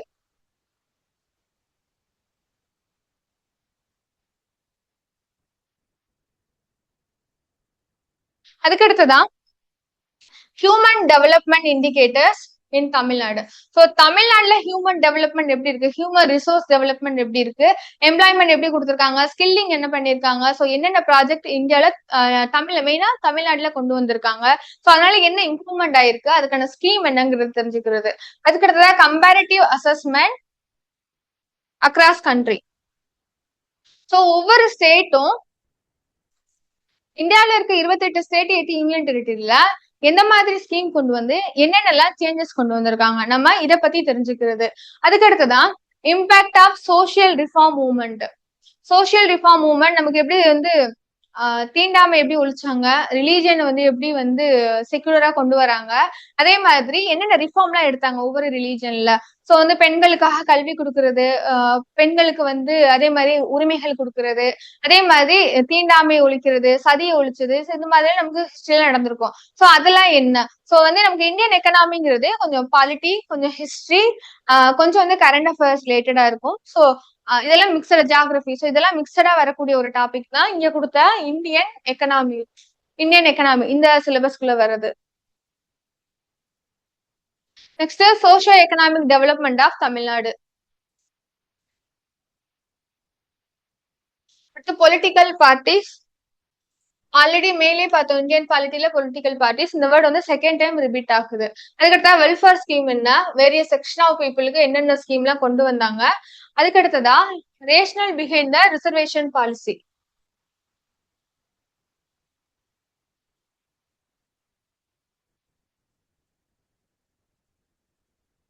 So reservation policy women's and SC ST OBC கொண்டு வந்திருப்பாங்க ஒவ்வொரு ஆக்ட் மூலமா. சோ அது எப்படி இந்தியாவில பெனிஃபிட் ஏற்படுத்துச்சு, அது என்ன இம்பாக்ட் ஏற்பட்டுச்சு இந்தியாவில, சோ அது என்னென்ன ப்ரொவிஷன்ங்கிறத நம்ம பாத்துக்கிறது. அதுக்கு அடுத்ததான் access to the social resources. இப்ப சோசியல் ரிசோர்சஸ்ல எல்லாருக்குமே ஆக்சஸ் இருக்கா, அதை பத்தி நம்ம தெரிஞ்சுக்கிறது. இப்ப ஒரு பார்க் இருக்கு, இல்ல வந்து ஒரு இண்டஸ்ட்ரி இருக்குன்னா அந்த வேலைக்கு போக எல்லாருக்கும் வாய்ப்பு இருக்கா, இல்ல ஒரு கவர்மெண்ட் ஜாப் இருக்குன்னா அதுக்கு வேலைக்கு போக எல்லாருக்கும் வாய்ப்பு இருக்கா, இல்ல ஸ்பெசிபிக் குரூப்புக்கு வந்து ப்ரியாரிட்டி கொடுக்குறாங்களா, சோ இந்தியாவில அந்த ஸ்டேட்டஸ் எப்படி இருக்கு, தமிழ்நாட்டுல எப்படி இருக்கு, மத்த ஸ்டேட்ல எப்படி இருக்கு, அதை பத்தி நம்ம தெரிஞ்சுக்கிறது. Next economic trends in Tamil Nadu. தமிழ்நாடோட வரவு எவ்வளவு இருக்கு, செலவு எப்படி இருக்கு, ஜிடிபி என்ன குரோத்ல இருக்கு, இண்டஸ்ட்ரியில எவ்வளவு குரோத் பண்றாங்க, மேனுஃபேக்சரிங்ல எப்படி டெவலப் பண்ணிருக்காங்க, எம்ப்ளாய்மெண்ட் ஜென்ரேஷன் எப்படி இருக்கு, சோ இதை பத்தி நம்ம தெரிஞ்சுக்கிறது. அதுக்கடுத்தா role and impact of social welfare scheme in the socio-economic development of Tamil Nadu. தமிழ்நாட்டுல ஒரு சோசியல் வெல்ஃபேர் ஸ்கீம், இப்ப எக்ஸாம்பிள் வந்து மகளிர் உரிமை, அதாவது கலைஞர் மகளிர் உரிமை தொகைனா அந்த ஸ்கீம் எப்படி சேஞ்சஸ் கொண்டு வந்தது, சோசியலா சொசைட்டிக்குள்ள என்ன சேஞ்சஸ் வந்துச்சு, அதே மாதிரி பொலிட்டிக்கலா, சோ லீடர் சேஞ்ச் பண்றது அந்த உமன்ஸோட ஓட் அப்படிங்கறத இப்ப பாக்குறோம். சோ அந்த ட்ரெண்டை பத்தி நம்ம தெரிஞ்சுக்கிறது, ஒரு ஸ்கீம் என்னென்ன சோசியல் பொலிட்டிக்கலா சேஞ்சஸ கொண்டு வருது அதை பத்தி. அடுத்ததா social justice, social harmony. So social justice எல்லாருக்குமே வாய்ப்பு இருக்கா, மைனாரிட்டிக்கும் வாய்ப்பு கொடுத்துருக்காங்களா, இல்ல யாராவது வந்து பாதிக்கப்படுறாங்களா, அதை எப்படி வந்து கவர்மெண்ட் இன்ஷூர் பண்றாங்க, அதை எப்படி சொசைட்டில சேஞ்சஸ் கொண்டு வருது, அதை பத்தி நம்ம பாத்துக்கிறது. சோசியல் ஹார்மோனி, ஒரு பிரதர்ஹுட்டை எப்படி கொண்டு வருது எல்லா மக்கள்கிட்டையும். அதே மாதிரி first corner stone of social economic development. So தமிழ்நாட்டுக்குள்ள அண்ட் இந்தியாக்குள்ள சோசியல் எக்கனாமிக் டெவலப்மெண்ட்ல எப்படி நம்ம வந்து சோசியல் ஜஸ்டிஸும் சோசியல் ஹார்மோனியும் ரோல் பிளே பண்ணுது, அதை பத்தி நம்ம தெரிஞ்சுக்கிறது. இல்ல இதுல மெயினா education, health system, and Tamil Nadu. So முதல்ல பார்த்தது ஹோல் இந்தியாவுக்கு பார்த்திருப்போம். எஜுகேஷன் எப்படி இருக்கு, ஹெல்த் வந்து எப்படி இருக்கு அப்படிங்கிறத. இப்போ தமிழ்நாட்டுல இந்த மாதிரி சிஸ்டம் எப்படி இருக்கு, தமிழ்நாட்டுல எஜுகேஷன் சிஸ்டம் இருக்கு, தமிழ்நாட்டுல ஹெல்த்துக்காக என்னென்ன பண்ணிருக்காங்க, ஸோ ஹெல்த் செக்டர் பத்தி தெரிஞ்சுக்கிறது. அதுக்கடுத்ததா ஜாகிரபி ஆஃப் தமிழ்நாடு. ஸோ தமிழ்நாட்டில் இருக்கக்கூடிய மலைகள், தமிழ்நாட்டில் இருக்கக்கூடிய ஆறுகள், நிலங்கள், சாயில்ஸ், மண் வகைகள், எந்த மாதிரியான செடிகள், பிளான்ஸ், ட்ரீஸ் எல்லாம் வருது, அது ஏன்னா ஜாகிரபிக் லொகேஷன். ஸோ எப்படி வந்து மழை வந்து சவுத் வெஸ்ட் மான்சூன், தென்மேற்கு பருவக்காற்று மூலம் அதிக மழை வருதா, இல்ல வடகிழக்கு பருவக்காற்று மூலம் மழை வருதா, இந்த மழை குறைஞ்சிருக்கா, மழை அதிகமாயிருக்கா, அதை பத்தி நம்ம ஸ்பெசிபிக்கா தமிழ்நாட்டோட ஜாகிரபி பத்தி தெரிஞ்சுக்கிறது. அதுக்கடுத்ததான் அது எப்படி இம்பாக்ட் பண்ணுது எக்கனாமிக் growthல. அதே மாதிரி achievements of Tamil Nadu in various field. மெயினா e governance, public awareness, general administration. So தமிழ்நாட்டுல எப்படி இ கவர்னன்ஸ் கொண்டு வந்தாங்க, ஸோ இ கவர்னன்ஸ் கொண்டு வந்து அது எப்படி growth ஆனுச்சு, அதுக்கப்புறமா பப்ளிக் அவேர்னஸ். ஸோ எந்த இப்போ புது ஸ்கீம் வருது இல்ல புது ட்ரெண்ட் வருதுன்னா அதுல பப்ளிக் அவேர்னஸ்ங்கிறது நமக்கு முக்கியம். மக்கள்கிட்ட அவேர்னஸ் ஏற்படுத்துறது. அதை வந்து தமிழ்நாடு கவர்மெண்ட் எப்படி பண்ணாங்க அதை பத்தி நம்ம தெரிஞ்சுக்கிறது. அதே மாதிரி ஜென்ரல் அட்மினிஸ்ட்ரேஷன், கவர்மெண்ட் எப்படி அட்மினிஸ்ட்ரேட் பண்றாங்க, சோ என்னென்னலாம் வந்து ஸ்கீம் போட்டு பாலிசி போட்டோ இல்ல ஆக்ட் கிரியேட் பண்ணி இல்ல வந்து மக்கள்கிட்ட சோசியல் அவேர்னஸ் கிரியேட் பண்ணி என்ன சேஞ்சஸ் கொண்டு வராங்க அதை பத்தி தெரிஞ்சுக்கிறது. அதுக்கடுத்ததா welfare oriented government scheme under utility. So government scheme welfare ஓரியன்டா women's, children's and elders people, அதே மாதிரி டிசபிலிட்டி பீப்புள், ஸோ இவங்களுக்குலாம் எந்த மாதிரி ஸ்கீம் கொண்டு வந்திருக்காங்க வெல்ஃபேர் ஸ்கீம். அப்புறமா problems in public delivery system. So இப்ப வந்து ஒரு பாலிசி ஒரு ஸ்கீம் கொண்டு வராங்கன்னா அது ஒரு மக்களை போய் ஒரு சிட்டிசனா போய் ரீச் ஆகுதா, ரீச் ஆகலைன்னா என்னென்ன இஷ்யூ எல்லாம் இருக்கு. இப்ப வந்து கரப்ஷன் இருக்கிறது, அதே மாதிரி நமக்கு இப்ப டிஜிட்டலா போகுதுன்னா டிஜிட்டல்ல இருக்கக்கூடிய இஷ்யூ என்ன, டெக்னாலஜி அப்கிரேட் ஆகாம இருக்குதா, இல்ல வந்து பீப்புள் ஏன் அதை ரிசீவ் பண்ணல, அதை பத்தியான சேலஞ்சஸ் கண்டுபிடிச்சு அதுக்கான என்னெல்லாம் வே ஃபார்வர்ட் இருக்கு, சோ அதை நம்ம கொண்டு வருது. Next current socio economic issue. இப்போ கரண்ட்ல சொசைட்டில என்ன ப்ராப்ளம் இருக்கு, சோ எக்கனாமிக்ல என்ன ப்ராப்ளம் இருக்கு. எக்கனாமிக் பார்த்தோம்னா எம்ப்ளாய்மெண்ட் மெயின் இஷ்யூ, பாவர்ட்டி ரெண்டாவது மெயினான இஷ்யூ. ஸோ ஜீரோ ஹங்கர் கொண்டு வருது, இந்த மாதிரி சஸ்டைனபிள் டெவலப்மெண்ட் கோலை கொண்டு வரதுக்கு நமக்கு என்னென்ன இஷ்யூ இருக்கு.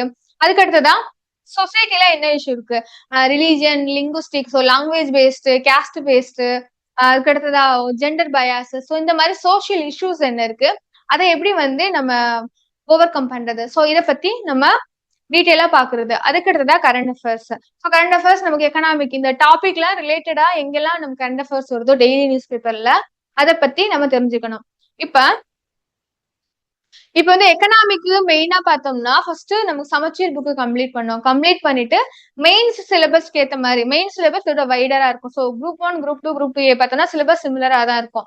ஸோ வந்து மெயின்ஸ்ங்கிறப்ப நமக்கு specific book with standard book நம்ம எடுத்துக்கணும். சமச்சீர் புக்கு ஒரு ஸ்டாண்டர்ட் புக், சங்கர் கணேஷ் இல்ல சஞ்சீவ் வர்மா அந்த மாதிரி புக்கை நம்ம எடுத்துக்கணும்.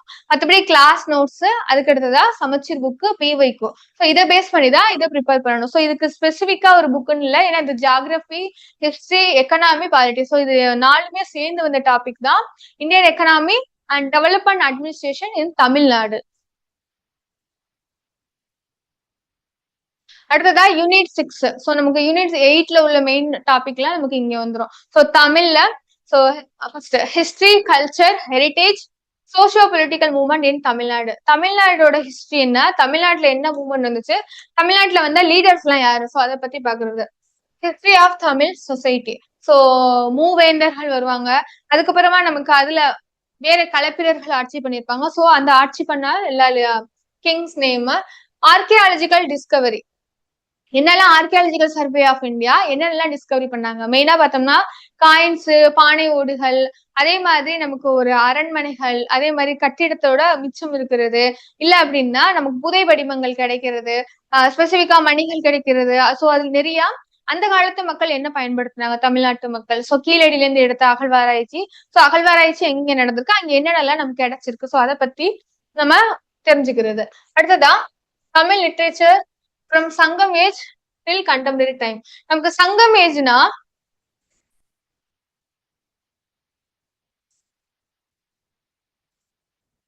ஸோ 300 பிசில இருந்து 300 AD, அதாவது புது ஆண்டுக்கு 300 வருஷம், பொது ஆண்டு 300 வருஷம். சோ 300 பிசில இருந்து ஏடி வரைக்கும் இருந்த பீரியட் தான் சங்கம் ஏஜ்னு சொல்லுவோம். மெயினா வந்து மதுரையில என்ன நடந்துச்சு, சோ தென் மதுரை சிலப்பதிகாரத்துல வரக்கூடிய நமக்கு ஃபீச்சர் என்ன, ஹிஸ்டரி என்ன, சோ அதை பத்தி நம்ம தெரிஞ்சுக்கிறது. சோ சங்கம் ஏஜ் லிட்ரேச்சர். அதுக்கு அடுத்ததா அண்ட் கண்டெம்பரரி டைம்ஸ்ல இருக்கக்கூடிய literature. Thirukkural significance as secular literature. நமக்கு திருக்குறள்னா உலக பொதுப்பறைன்னு சொல்லுவோம். ஏன்னா இது எந்த ஒரு ரிலீஜனுக்கோ இல்ல எந்த ஒரு பர்டிகுலர் குரூப் ஆஃப் பீப்புளுக்கோ கொடுக்கல. இது வந்து செக்யூலரா நமக்கு திருவள்ளுவர் கிரியேட் பண்ணது, எழுதுனது. சோ திருக்குறள்ல என்னென்ன வந்து நமக்கு கொடுத்துருக்காங்க. சோ திருக்குறள் வந்து நமக்கு டிஎன்பிஎஸ்சிக்கு ரொம்பவே முக்கியம். ப்ரிலிம்ஸ் பிளஸ் மெயின்ஸ் ரெண்டுக்குமே. நெக்ஸ்ட் வந்து relevance to everyday life, impact of Thirukkural and humanity, Thirukkural and universal values.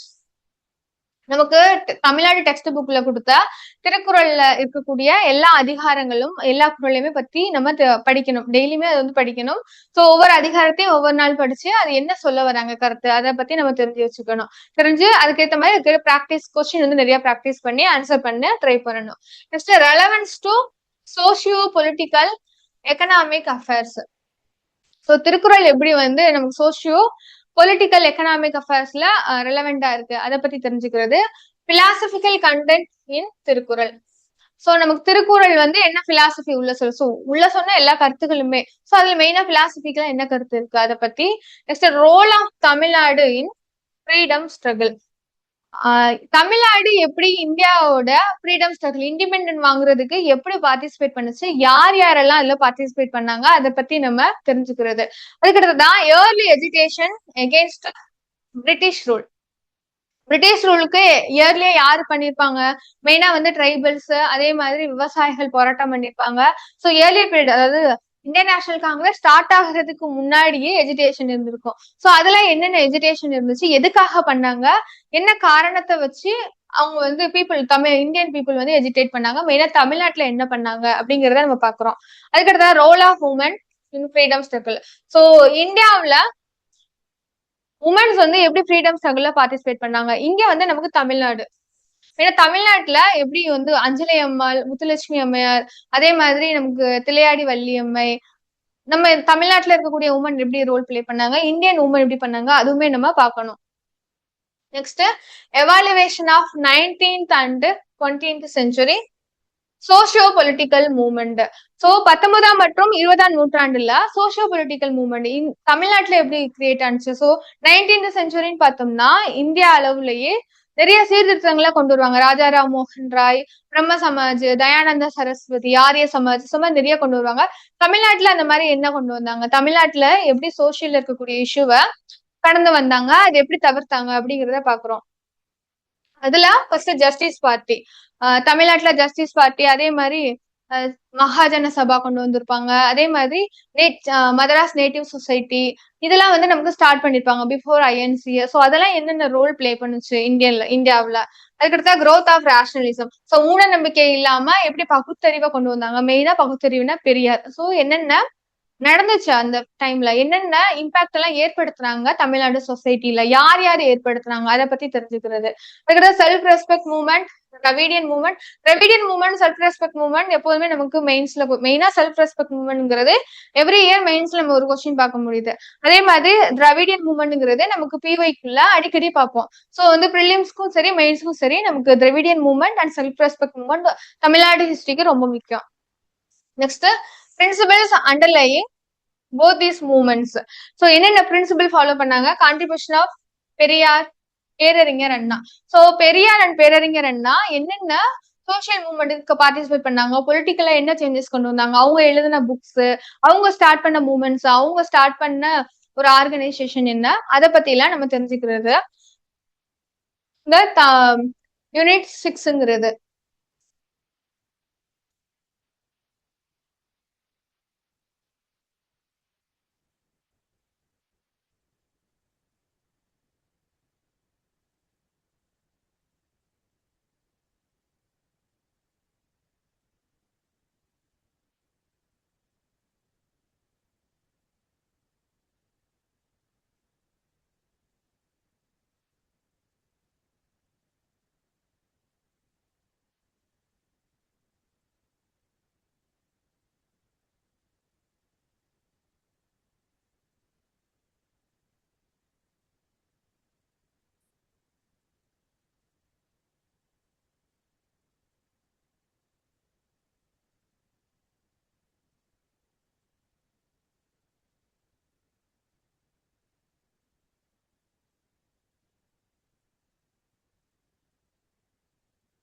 பார்த்தோம்னா நமக்கு ஆப்டிடியூடு மென்டல் எபிலிட்டி.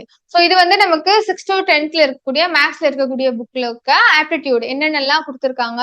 நமக்கு மெயினா பார்த்தோம்னா சிம்பிளிஃபிகேஷன், பர்சன்டேஜ் சதவீதம், HCF, LCM, ratio proportion, simple interest, compound interest. ஒரு 25 கொஸ்டின் கேட்கறாங்கன்னா 25 கொஸ்டினுமே நம்ம அட்டன் பண்ணி பாஸ் பண்ற மாதிரி இருக்கணும். ஸோ எல்லாமே வந்து கிளியர் பண்ற மாதிரி நம்ம ஆப்டிடியூட தரவா பார்த்துக்கணும். ஸோ அதுக்கடுத்த லாஜிக்கல் ரீசனிங் இது எல்லாமே நமக்கு ஆப்டிடியூட்ல கொடுக்கக்கூடியது. ஸோ இது வந்து நமக்கு தமிழ்ல கொடுத்த சிலபஸ்.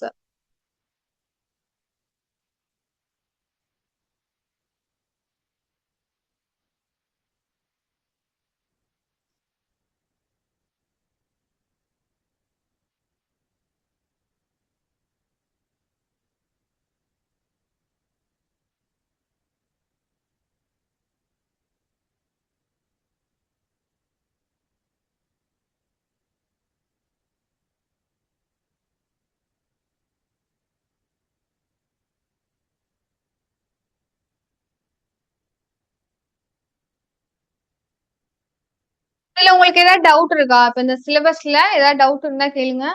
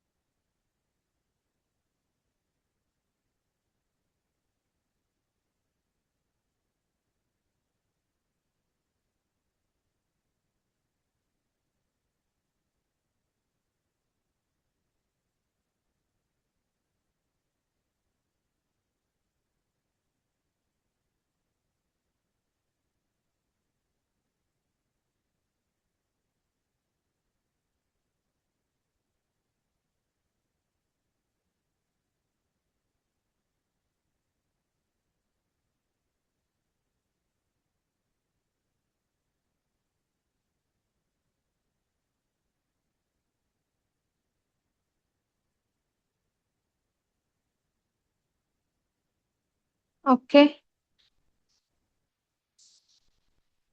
ஏதாவது வேற ஏதாவது இன்ஃபர்மேஷன் தெரிஞ்சுக்கணும்னா டைப் பண்ணுங்க சாட் பாக்ஸ்ல.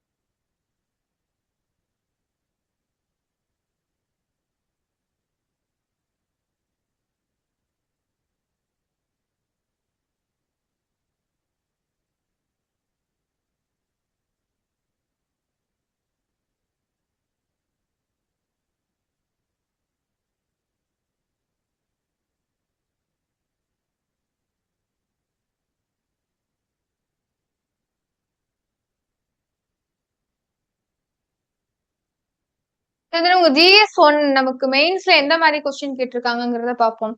ஃபர்ஸ்ட் நமக்கு ஹிஸ்டரியில இருந்து.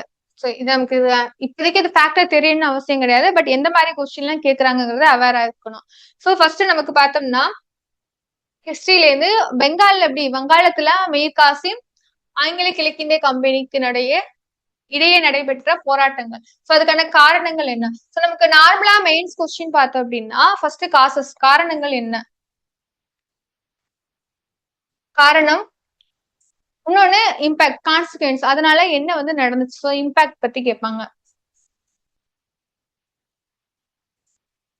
அதுக்கப்புறமா அந்த நடந்தனால ஹிஸ்டரியில என்ன சேஞ்சஸ் வந்துச்சு, சிக்னிபிகன்ஸ் என்ன, அந்த ஸ்பெசிபிக் மூமெண்ட் அல்ல ஸ்பெசிபிக் அந்த வார் நடந்துச்சுன்னா அந்த பேட்டில் எங்க நடந்துச்சு, எந்த வருஷம் நடந்துச்சு, யாருக்கு நடுவில் நடந்துச்சு, அதனால என்ன ட்ரீட்டி சைன் ஆனிச்சு, சோ அதை பத்தி கேட்பாங்க. அதாவது சிக்னிபிகன்ஸ் நம்ம எடுத்துக்கலாம்.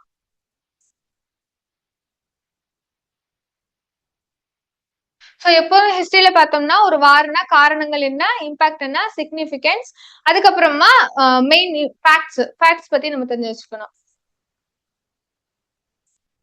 சோ நமக்கு இங்க கேட்டிருக்கிறது காசஸ் ஆஃப் கான்ஃபிளிக் தான். சோ காரணங்கள் கேட்டிருக்காங்க. இப்ப அதே வந்து 2வது கொஸ்டின்ல நமக்கு வஉசியோட சுதேசி முயற்சி பற்றி எழுதுக, அதாவது write about the swadeshi venture of VOC. இது வந்து நமக்கு சிக்னிபிகன்ஸோட கனெக்ட் பண்ணிக்கலாம். So fact.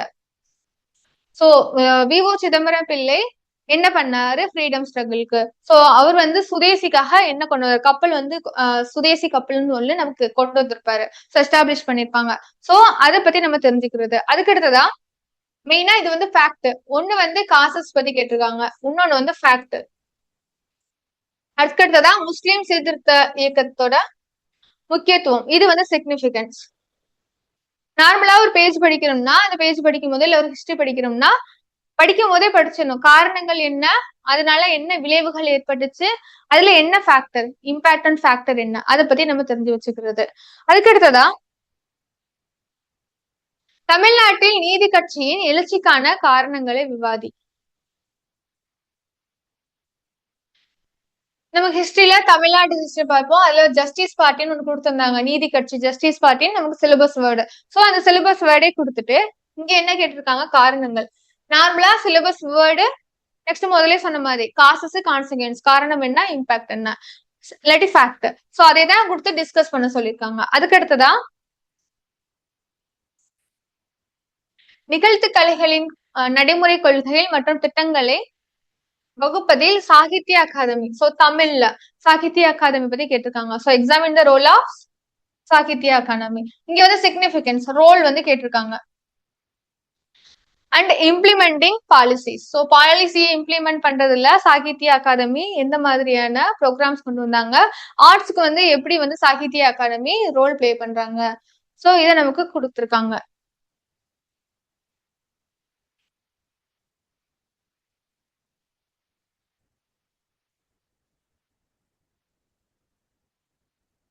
அதுக்கடுத்த கொஸ்டின்.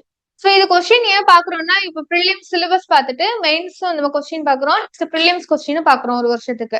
சோ இதெல்லாம் பார்த்தாதான் நமக்கு ஒரு பேசிக் அண்டர்ஸ்டாண்டிங் வரும். இதை பார்த்தோம்னா பயப்படணும் இல்ல இதை பார்த்தோம்னா எப்படி பண்ண முடியும் அப்படிலாம் நம்ம எந்த ஒரு பயமும் தேவை கிடையாது. இதை நம்ம ஃபர்ஸ்ட் தெரிஞ்சுக்கிறோம், இதுதான் வழி, இதுதான் வந்து டைரக்ஷன் தெரிஞ்சிச்சுன்னா, இல்ல கொஸ்டின் இப்படிதான் டஃப் இருக்கும், இந்த இதுல இருந்து இப்படிதான் ஈஸியா இருக்கும்னு தெரிஞ்சிச்சுன்னா அதுக்கேற்ற மாதிரி நம்ம மென்டலி ப்ரிப்பேர் ஆயிட்டு அதுக்கேற்ற மாதிரி நம்ம படிக்க முடியும், அதுக்கேற்ற மாதிரி பிராக்டிஸ் பண்ண முடியும். அதுக்காக தான் மெயின்ஸ் கொஸ்டின் பிவைக்கும் நம்ம பாக்குறோம் அண்ட் ப்ரிலிம்ஸ் பிவைக்கும் நம்ம பார்ப்போம். இப்ப நெக்ஸ்ட் இங்க 1937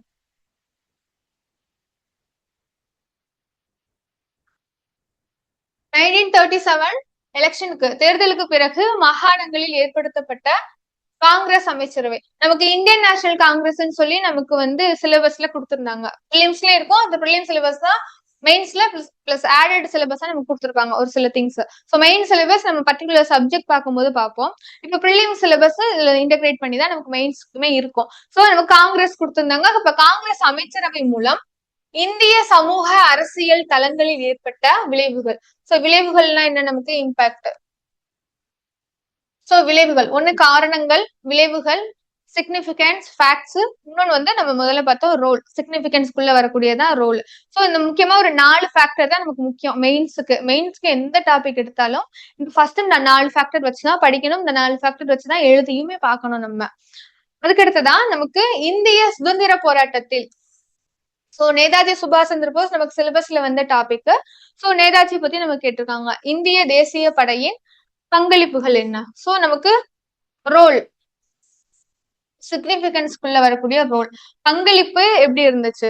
so examine the role of Netaji Indian National Army in the struggle for India's independence. அதுக்கு அடுத்ததான் கொஸ்டின் நம்பர் 8 ஒத்துழையாமை இயக்கம், நான் கோஆபரேஷன் மூவ்மெண்ட் வந்திருக்கும். சோ அதுல நமக்கு இந்திய சுதந்திர போராட்டத்தின் முதல் மக்கள் இயக்கம் என்பதை விவாதிக்க சோ நமக்கு டிஸ்கஸ் பண்ண சொல்லியிருக்காங்க. நமக்கு நார்மலா டிஸ்கஸ்ன்னு கேட்டாலே 2 விஷயம் எழுதணும். ஒண்ணு பாசிட்டிவா எழுதணும், இன்னொன்னு நெகட்டிவா எழுதணும். கடைசியா கன்க்ளூஷன் முடிக்கிறப்ப, முடிவுரை எழுதுறப்ப பேலன்ஸ்டா முடிக்கணும். சோ டிஸ்கஸ்னா ஒண்ணு பாசிட்டிவ் இம்பாக்ட், இன்னொன்னு நெகட்டிவ் இம்பாக்ட். சோ இப்ப நான் கோஆபரேஷன் மூவ்மெண்ட்ல முதல் மக்கள் இயக்கம் ஆமான்னு சொல்லி ஒரு பக்கம் எழுதணும், இல்லைன்னு சொல்லி இன்னொரு பக்கம் எழுதணும். அதுக்கு அடுத்ததா அரங்க பயிற்சியில் தேசிய நாடக பள்ளியின் பங்கினை மதிப்பீடு செய்க. சோ இங்க எவாலுவேட் பண்ண சொல்லியிருக்காங்க நமக்கு. Evaluate the contributions of national school of drama in theatre training. So நமக்கு ஆர்ட் கொஸ்டின் வந்து பார்த்தோம்னா ஆர்ட்ல இருந்து கேட்டிருக்காங்க. So national school of drama in theatre ட்ரைனிங்ல எப்படி கான்ட்ரிபியூஷன் பண்ணுது. சோ இங்க நமக்கு ரோல். சோ ரோல் நமக்கு கொடுத்துருக்காங்க, எப்படி கான்ட்ரிபியூட் பண்ணுது அரங்க பயிற்சியில தேசிய நாடக பள்ளி. அதுக்கு அடுத்ததா சிலபஸ் பார்த்தோம்னா ஆர்ட்ல இருந்து நமக்கு கேட்டிருக்காங்க இந்தியன் நேஷனல்ல. நெக்ஸ்ட் 1765 அதுல இருந்து 1856. சோ அதாவது 1764 வந்து நமக்கு பக்சார் போர், 1857 வந்து நமக்கு கிரேட் மியூட்டனி நடந்திருக்கும் 1857. சோ அதுக்கு நடுவுல இருக்கக்கூடிய பீரியட்ல ஆங்கில கிழக்கிந்திய கம்பெனி, ஈஸ்ட் இந்தியா கம்பெனி அவுதின் உறவை பகுப்பாய்வு செய்ய. ஆவுத் அப்படின்னா இது ஒரு ஏரியா.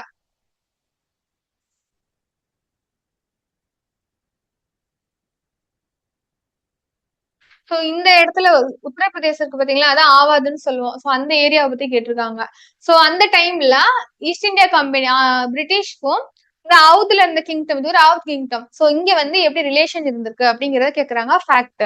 சோ அனலைஸ் பண்ண சொல்லியிருக்காங்க. அனலைஸ்னா நமக்கு பாசிட்டிவ் நெகட்டிவ் எழுதணும். அதுக்கு அடுத்ததா பேலன்ஸ்டா கன்க்ளூஷன். சோ நமக்கு டிஸ்கஸ், அனலைஸ் இதெல்லாம் கொடுத்தாலும், எவாலுவேட் கொடுத்தாலுமே பாசிட்டிவ் ஃபேக்டர் அண்ட் நெகட்டிவ் என்னென்ன ஃபேக்டர்லாம் இருக்கு. ஸோ அதை எழுதி நம்ம கன்க்ளூஷன் கொடுக்கும்போது பேலன்ஸா கொடுக்கணும். எக்ஸ்ட்ரீம் கன்க்ளூஷன் கொடுத்துடக்கூடாது. எக்ஸ்ட்ரீம் கன்க்ளூஷன்னா இது இப்படிதான் அப்படின்னு சொல்லி செட்டைனா நம்ம ஒரு விஷயத்த அழுத்தி சொல்லக்கூடாது. இது இருந்துச்சு, இதனால இப்படி இருக்கு, இதுக்கு வே ஃபார்வர்டா அது இருக்கு அப்படின்னு சொல்லி நம்ம ஒரு அட்மினிஸ்ட்ரேட்டர் எப்படி ஆன்சர் பண்ணுவாங்களோ அது மாதிரி ஆன்சர் பண்ணணும். நெக்ஸ்ட் வந்து நமக்கு section A. So 10 mark. So 5 question கேட்டு அதுல 4 கொஸ்டின் எழுத சொல்றாங்க. ஸோ இதுல கொஸ்டின் நம்பர் 11, இந்திய சூழலில் கல்வி இடைநிற்றலுக்கான காரணங்கள். சோ காசஸ் பத்தி கேட்டிருக்காங்க, விலக்கி அதனை தடுப்பதற்கான வழிமுறைகள். So way forward. இதுக்கு முன்னாடி causes, consequences, significance, facts, roles பார்த்தோமா. இப்ப வந்து வே ஃபார்வர்ட். அதே மாதிரி நம்ம கிரிட்டிக் பண்ண சொல்லி இதை வந்து நீங்க இப்படிதான் சொல்லி நெகட்டிவா எழுத சொன்னா கூட நம்ம கடைசியில நெகட்டிவா எழுதிட்டு வே ஃபார்வர்ட், இதுக்கான வழி இது இருக்குன்னு சொல்லி சொல்யூஷனை எழுதணும். ஏன்னா ஒரு அட்மினிஸ்ட்ரேட்டர் இருந்து எதிர்பார்க்கறது சொல்யூஷன் தான். ஸோ சொல்யூஷன் பேஸ்டா நம்ம வே ஃபார்வர்ட் கேட்கலாட்டி கூட நமக்கு கிரிட்டிக்கா ரொம்ப எழுத மாதிரி இருந்துச்சுன்னா கொஸ்டின்ல அந்த இடத்துல வே ஃபார்வர்ட் எழுதிடணும். அதுக்கு அடுத்ததா உலகின் திறன் தலைநகரமாக இந்தியா மாறி வருகிறது. இந்த இலக்கை அடைவதற்கு எடுக்கப்பட்ட முக்கியமான நடவடிக்கைகள். நமக்கு ஃபேக்ட் ஃபுல்லா. சோ வந்து India is becoming the skill capital of the world. Elaborate. So வந்து இருக்கிற ஃபேக்டா நம்ம எலாபரேட் பண்ணணும். கவர்மெண்ட் இதெல்லாம் பண்ணிட்டு இருக்காங்க, இந்த வருஷம் இதை பண்ணாங்க, இப்ப இது பண்ணிட்டு இருக்காங்க, இதனால இந்த இம்பாக்ட் ஏற்பட்டிருக்கு அப்படிங்கிறத நம்ம விரிவா கொடுக்கணும், எல்லாமே ஃபுல் டீட்டெயிலா. So important measure taken டுவர் meeting this goal. Government என்னென்ன மெஷர் எல்லாம் எடுத்தாங்க, கோல். சோ அதை எலாபரேட் பண்ண சொல்லியிருக்காங்க. அடுத்த கொஸ்டின், சுகாதாரம் தொடர்பான சமூக நல கொள்கைகளை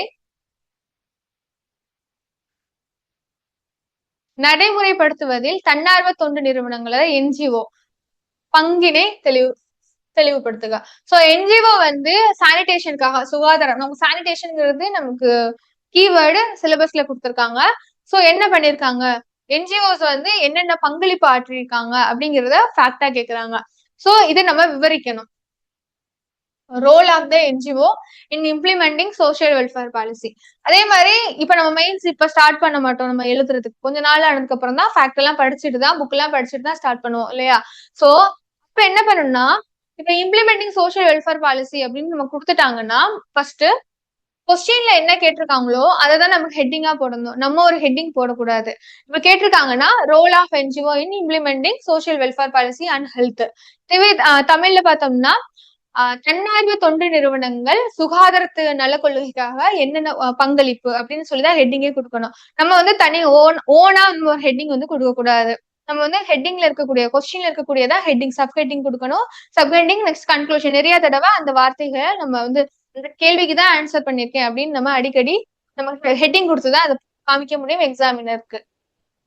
அதுக்கடுத்துதான் இந்திய சுகாதார கொள்கையின் இலக்குகளை விளக்கி அக்கொள்கையில் குறிப்பிட்டுள்ள தேசிய சுகாதார திட்டங்களை பட்டியலிட சொல்லியிருக்காங்க. ஸோ லிஸ்ட் அவுட் பண்ண சொல்லியிருக்காங்க. Explain the goal of the national health policy. நமக்கு ஹெல்த்ங்கிறது சிலபஸ் வேர்ட். தமிழ்நாட்டுக்கும் ஹெல்த் வந்திருக்கும், இந்தியன் நேஷனல் லெவலுக்கும் ஹெல்த், எக்கனாமி பார்த்திருக்கோம். அதுல வந்து ஹெல்த்ங்கிறது மெயினான ஒரு சப் டாபிக்.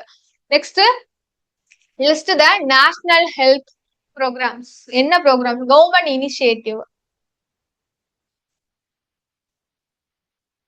காசஸ் கான்சிக்வன்ஸ், அதாவது அதுக்கான விளைவுகள் என்ன, சிக்னிபிகன்ஸ். ஸோ இதுக்குள்ள ரோல் வந்துடும், இதுக்குள்ளேயே ஃபேக்ட்ஸும் வந்துடும். ஆக்சுவல் ஃபேக்ட்ஸ் என்ன, ஹிஸ்டரியா இல்ல மத்த இது. இதே வந்து எக்கனாமி வந்துருச்சு, சோசியல் இஷ்யூ வந்துருச்சுன்னா கவர்மெண்ட் இனிஷியேட்டிவ் என்ன எடுத்திருக்காங்க, அதாவது environment, economy, Tamil Nadu policy, programme, schemes எல்லாம் வந்துச்சுன்னா கவர்மெண்ட் இனிஷியேட்டிவ் என்ன எடுத்திருக்காங்க அப்படிங்கிற ஒரு ஃபேக்டர் தனியா நம்ம படிக்கணும். அதாவது ஒரு மெயின்ஸ்க்கு ஒரு டாபிக் படிக்கிறோம்னா இதெல்லாம் கவர் பண்ணணும். இன்னொன்னு வே ஃபார்வர்ட். வே ஃபார்வர்ட் வந்து நம்ம கொடுக்கறது தான். ஸோ இந்த ப்ராப்ளம் இருக்கு, இதை பண்ணுங்க. இப்ப கரப்ஷன் இருக்கு, அதை டிஜிட்டலா மாத்துங்க அப்படின்னு நம்ம கொடுக்கறதா வே ஃபார்வர்டு. ஸோ அந்த வே ஃபார்வர்டு. ஸோ ஒரு மெயின்ஸுக்கு நம்ம ஒரு ஆன்சர் எழுதணும்னா இந்த ஸ்ட்ரக்சருக்கு நமக்கு ஃபர்ஸ்ட் நோட்ஸ் எடுத்து வச்சுக்கணும். அது எங்க படிச்சாலும் சரி, நியூஸ் பேப்பர்ல இருந்து படிச்சாலும் சரி, இல்ல சமச்சீர் புக்ல இருந்து ஃபர்ஸ்ட் சமச்சீர் புக்கை தெளிவா முடிச்சுட்டு ரிவிஷன் பண்ணிட்டு அப்புறமா ஸ்டாண்டர்ட் புக் போகணும். ஸ்டாண்டர்ட் புக் படிச்சுட்டு அப்புறம் கிளாஸ் நோட்ஸ். ஸோ இதெல்லாம் சேர்த்து முடிச்சுட்டு தான் நம்ம மெயின்ஸ்க்கு ஆன்சர் எழுத ஆரம்பிப்போம். ஸோ பட் இருந்தாலும் சமச்சீர் புக் படிச்சுட்டு கரண்ட் அஃபேர்ஸ் நியூஸ் பேப்பர் படிச்சுட்டே நம்ம வந்து இந்த மாதிரி ஃப்ரேம் ஒர்க்ல நம்ம எழுதி பார்க்க ஆரம்பிக்கணும் எவ்ரி டே. இந்த மந்த் இல்லாட்டியும் நெக்ஸ்ட் மந்த்ல இருந்து இந்த மாதிரி நம்ம எழுதி பார்க்க ஆரம்பிச்சாதான் மெயின்ஸ்ல ஸ்கோர் பண்ண முடியும். நெக்ஸ்ட் காவல்துறையின் அத்துமீறல்களை எந்த வழிகளில் கட்டுப்படுத்தலாம் மற்றும் ஒழுங்குபடுத்தலாம். மக்களையும் சூழ்நிலைகளையும் மிகவும் மனிதாபிமான அணுகுமுறையில் கையாள காவல்துறை எந்த வகையான பயிற்சிகள் தேவை? சோ காவல்துறைங்கிறது நமக்கு எக்ஸிக்யூட்டிவ்ல வரும். நமக்கு வந்து பாலிட்டியில பார்ப்போம் எக்ஸிக்யூட்டிவ். சோ எக்ஸிக்யூட்டிவ்ல வரக்கூடிய ஒரு டிபார்ட்மெண்ட் தான் போலீஸ் டிபார்ட்மெண்ட். அதே மாதிரி ஹியூமன் சார்ட்டர் படிச்சிருவோம், ஹியூமன் ரைட்ஸ் சார்ட்டர் படிச்சிருப்போம். ஸோ அந்த human rights charter and executive ரெண்டையும் மிக்ஸ் பண்ணி கரண்ட் அஃபேர்ஸ்ல இருக்கக்கூடிய, ஏன்னா நிறைய கஸ்டோடியல் டெத் எல்லாம் நடந்துட்டு இருக்கு, இது வரைக்கும் நியூஸ்ல பார்த்துட்டு இருக்கோம். அப்ப காவல்துறையை பத்தி நம்ம கேட்பாங்க. அப்ப நம்ம அதுக்கான ஆன்சர் ரெடி பண்ணி வச்சுக்கணும். இப்ப வந்து என்ன பார்க்க போறோம்னா போலீஸ் டிபார்ட்மெண்ட் பத்தி கேட்டிருக்காங்க. என்ன கேட்டிருக்காங்கன்னா வே ஃபார்வர்டு கேட்டிருக்காங்க. என்ன எப்படி கட்டுப்படுத்தலாம் அப்படின்னு உங்கள்கிட்ட வந்து வழி கேட்கிறாங்க. வே ஃபார்வர்டு. அதுக்கடுத்துதான் மக்களையும் சூழ்நிலைக்கும் மிகவும் மனிதாபிமான அணுகுமுறையில் கையாள பயிற்சிகள் தேவை. வே ஃபார்வர்ட் நீங்க கொடுக்குறீங்க, கொடுத்ததுக்கு அப்புறம் இவங்க ஒரு வே ஃபார்வர்டு பயிற்சி கொடுக்கணும்னு அவங்களே சொல்லிட்டாங்க. பயிற்சிகளை என்னென்ன பண்ணணும் அதை பத்தி. இதுக்கு நம்ம படிச்சுதான் எழுதணும் இல்ல, இது வந்து நார்மலா ஒரு ஹியூமன், ஒரு சிட்டிசனா டெய்லி நியூஸ் பேப்பர் படிக்கிற ஒரு ஆள் இருந்தாங்கன்னா மனிதாபிமானத்தை கொண்டு வரணும்னா அவங்களுக்கு பயிற்சியில என்னென்ன சேஞ்சஸ் கொண்டு வரணும் நம்மளே லிஸ்ட் அவுட் பண்ணலாம். ஸோ எத்திக்ஸை வந்து அவங்களுக்கு இன்டகிரேட் பண்ணுங்க. ஸோ வந்து பீப்புளோட உங்களோட கம்யூனிகேஷனை ஏற்படுத்துங்க. ரெகுலரா வந்து அவங்களுக்கான டீச்சிங்ல எவ்ரிடே மக்களை எப்படி ட்ரீட் பண்ணணும்னு சொல்லி கிளாஸ் எடுங்க, திருக்குறள் சொல்லி கொடுங்க. இந்த மாதிரி நம்ம பயிற்சிகளை நம்மளே வந்து லிஸ்ட் அவுட் பண்ணலாம். சோ இது வந்து நம்ம படிச்சுதான் எழுதணும் இல்ல. இந்த கொஸ்டின் வந்து இது வந்து நம்மளே தெரிஞ்சதா நம்மளே எழுதிடலாம். எத்திக்ஸ் சம்பந்தப்பட்ட கொஸ்டின். அதே மாதிரி நமக்கு உங்களுக்கு ஸ்கோர் கொண்டு வாங்க, நீங்க இந்த மாதிரி ப்ரோக்ராம் பண்ணீங்களா, ஸோ ஒரு ப்ரோக்ராம் கொண்டு வந்து ஒரு போலீஸ் நல்லா கொண்டு வந்தா உங்களுக்கு ஸ்கோர் கொடுங்க, உங்களுக்கு வந்து அவார்ட் கொடுங்க. இதெல்லாம் வந்து நம்ம படிக்கணுமா, நம்ம இதெல்லாம் நம்மளே ஆன்சர் பண்றது. ஸோ எத்திக்ஸ் கொஸ்டின் அந்த கேள்வி. அதுக்கடுத்துதான் ஊரக சுகாதாரம் குறித்து தூய்மை இந்தியா திட்டம், கிளீன் இந்தியா. சோ இந்த திட்டத்துல சாதனைகள், அச்சீவ்மெண்ட் என்ன, சேலஞ்சஸ் என்ன, இதை பத்தி நம்ம கேக்குறாங்க. அதே மாதிரி ஒரு ஸ்கீம் வந்துச்சுன்னா அந்த ஸ்கீம் வந்து கொண்டு வரதுக்கு ஒரு காரணம் இருக்கும். கொண்டு வந்ததுக்கு அப்புறமா பிரச்சனை இருந்திருக்கும் அது இம்ப்ளிமெண்ட் பண்றதுல. அந்த பிரச்சனை என்ன, அந்த பிரச்சனையை சால்வ் பண்ண வே ஃபார்வர்ட் என்ன, இது ரெண்டும் வந்து நம்ம ஒரு ஸ்கீமுக்கு பார்த்து வச்சுக்கணும் எப்போதும். டிஸ்கஸ்னா பாசிட்டிவ் நெகட்டிவ் ரெண்டுமே எழுதணும். இங்க நமக்கு டைரக்டாவே வந்து சாதனைகள் என்ன, சக்சஸ் என்ன, சேலஞ்சஸ் என்ன அப்படின்னு கேட்டனால டைரக்டா அதை மட்டும் டிஸ்கஸ் பண்ணிட்டு பேலன்ஸ்டா நம்ம கன்க்ளூஷன் கொடுத்துடலாம். ஸ்வச் பாரத் மிஷன். நெக்ஸ்ட் இது வந்து கவர்மெண்ட் இந்தியன் நேஷனல் லெவல்ல என்ன பாலிசி ஸ்கீம் கொண்டு வந்தாங்க, சோ அதை பத்தியது இந்த கேள்வி. அதுக்கடுத்ததான் ஆண் கல்வி போல் பெண் கல்வி முக்கியம் அல்ல என்கிற கலாச்சார நம்பிக்கை பெண் குழந்தை தொழிலாளர் முறையை வளர்க்கிறது. இதுபோல் உள்ள கலாச்சார நம்பிக்கையை அளிப்பதற்கு அரசாங்க நடவடிக்கைகள் மதிப்பீடு செய்க, எவாலுவேட் பண்ண சொல்லியிருக்காங்க. Girls education. சோ இது வந்து ஒரு 3 டாபிக் சேர்ந்து இருக்கும். ஒண்ணு வந்து empower women education, social issue, அதே மாதிரி நம்ம கல்ச்சுரல் இஷ்யூ என்ன, சொசைட்டிக்குள்ள இருக்கக்கூடிய பெண்கள் என்ன சம்பந்தமான பிரச்சனைகள் ஃபேஸ் பண்றாங்க. சோ மெயினா பாலிட்டியில வரக்கூடிய தொழிலாளர், குழந்தை தொழிலாளர் ஒழிக்கிறது நமக்கு ஃபண்டமெண்டல் ரைட்ஸ். ஸோ இந்த பாயிண்ட்ஸ் எல்லாமே பாலிட்டியில நமக்கு இது ஒரு ரைட்டா இருக்கு, ஃபண்டமெண்டல் ரைட்டா இருக்கு. அதே மாதிரி சொசைட்டில நமக்கு பாலிசிங்கிறது உமனை வந்து எம்பவர் பண்ணணும். அதே மாதிரி கேர்ள்ஸ் எஜுகேஷனுங்கிறது நம்ம அப்பையிலேருந்து எவால்வேட் ஆகிட்டு இருக்க ஒரு ப்ராசஸ் வந்து மாதிரி நம்ம இதை எக்ஸ்பிளைன் பண்ணலாம். நெக்ஸ்ட் சிலபஸ் பார்த்தோம்னா empowerment of women, fundamental rights, அதுக்கு அடுத்ததா சோசியல் கல்ச்சுரல் இஷ்யூ நம்ம எடுத்துக்கணும். அடுத்ததா அரசாங்கத்தின் பல முன் முயற்சிகளுக்கு பிறகும் குழந்தை தொழிலாளர் பிரச்சனை ஏன் தொடர்கிறது என்பதை பகுப்பாய்வு செய்வோம். அதாவது முதல்ல இருந்த கொஸ்டினும் இதேதான், அதாவது அவங்க கேர்ள் சைல்டோட எஜுகேஷன் பத்தி, தொழிலாளர்கள் பத்தி. இங்க ஸ்பெசிபிக்கா ஒரு சைல்டு குழந்தை தொழிலாளர் என்ன பிரச்சனை பாக்குறாங்க, அது ஏன் ஏற்படுது அப்படிங்கிறத கேட்டிருக்காங்க. சோ கவர்மெண்ட் வந்து எவ்வளவு ஸ்கீம் கொண்டு வந்தாலும் ஏன் இருக்கு, அதாவது சிலபஸ் பார்த்தோம்னா நேஷனல் கவர்மெண்ட் நேஷனல் பாலிசி என்ன, ஃபண்டமெண்டல் ரைட்ஸ், அதே மாதிரி குழந்தைங்களோட சோசியல் இஷ்யூ, இது மூணையும் சேர்த்து நமக்கு ஒரு கொஸ்டின். அதுக்கப்புறமா மிஷன் சக்தி, திட்டத்தின் நோக்கங்கள் மற்றும் துணை திட்டங்களை முன்னிலைப்படுத்துக, அதன் முன்முனைகளை விளக்குக. ஸோ ஹைலைட் த அப்ஜெக்டிவ், நோக்கங்கள் என்ன, சப்ஸ்கீம் ஆஃப் மிஷன் சக்தி.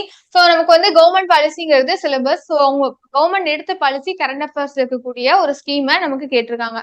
அதை பத்தி எக்ஸ்பிளைன் பண்ணிட்டு அந்த இனிஷியேட்டிவ் எந்த மாதிரியான ஸ்டெப் எல்லாம் எடுத்தாங்க, அதோட சேலஞ்சஸ் என்ன அப்படிங்கிறதே நம்ம எழுதணும். ஒன்லி ஒரே பக்கமா பாசிட்டிவா போயிடக்கூடாது. அந்த ஸ்கீம் கொண்டு வந்தாங்க, அந்த ஸ்கீம் இந்த மாதிரி நெகட்டிவ் இருக்கு அப்படிங்கறத நம்ம நியூஸ்ல பார்த்து அந்த பாயிண்ட்ஸ் நம்ம எழுதிக்கணும். அதுக்கடுத்ததா சமூக வளர்ச்சிக்கான அணுகுமுறைகளை தொகுத்து எழுதுக. சமூக வளர்ச்சியும் கல்வியும் எவ்வாறு பின்னி பிணைந்துள்ளன என்பதை நியாயப்படுத்துக. அதாவது enumerate the approaches to social development, justify. First social டெவலப்மெண்ட்டுக்கு அப்ரோச் என்னென்ன இருக்கு, அதை நம்ம தான் ஜஸ்டிஃபை பண்ணணும். How social development, education are intervened. So society வந்து நமக்கு டெவலப் ஆகுறதுக்கு எஜுகேஷன் அண்ட் சோசியல் டெவலப்மெண்ட் எப்படி வந்து பார்ட்டிசிபேட் பண்ணுது, ஸோ அதுக்கான என்ன மாதிரியான சேலஞ்சஸ் இருக்கு, எந்த வகையில அது நல்ல விஷயத்தை ஏற்படுத்துது, அது வந்து கவர்மெண்ட் எப்படி பண்ணிட்டு இருக்காங்க. ஸோ சம் ஸ்கீம் நம்ம எக்ஸாம்பிளா இங்க கொடுக்கலாம்.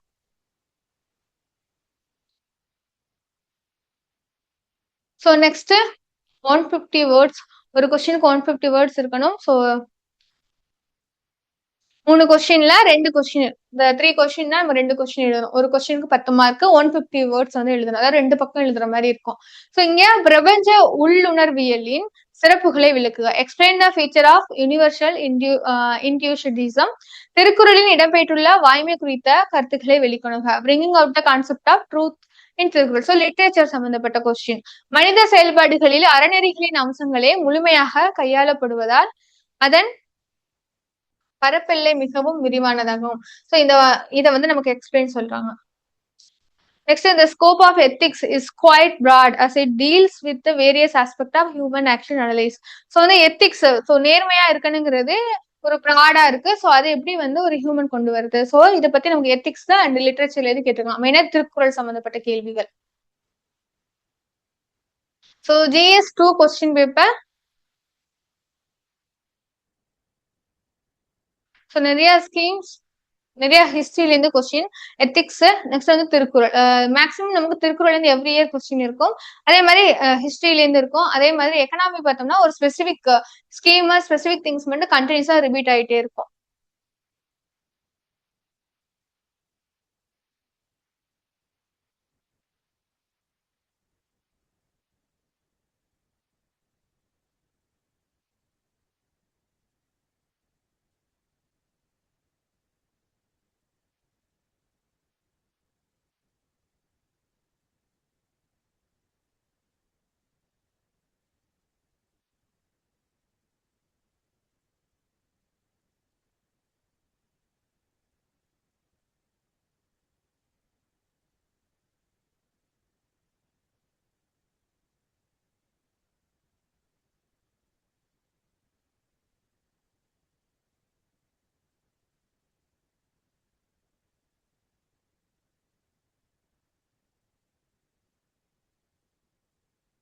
உங்க paper 2 general studies 2.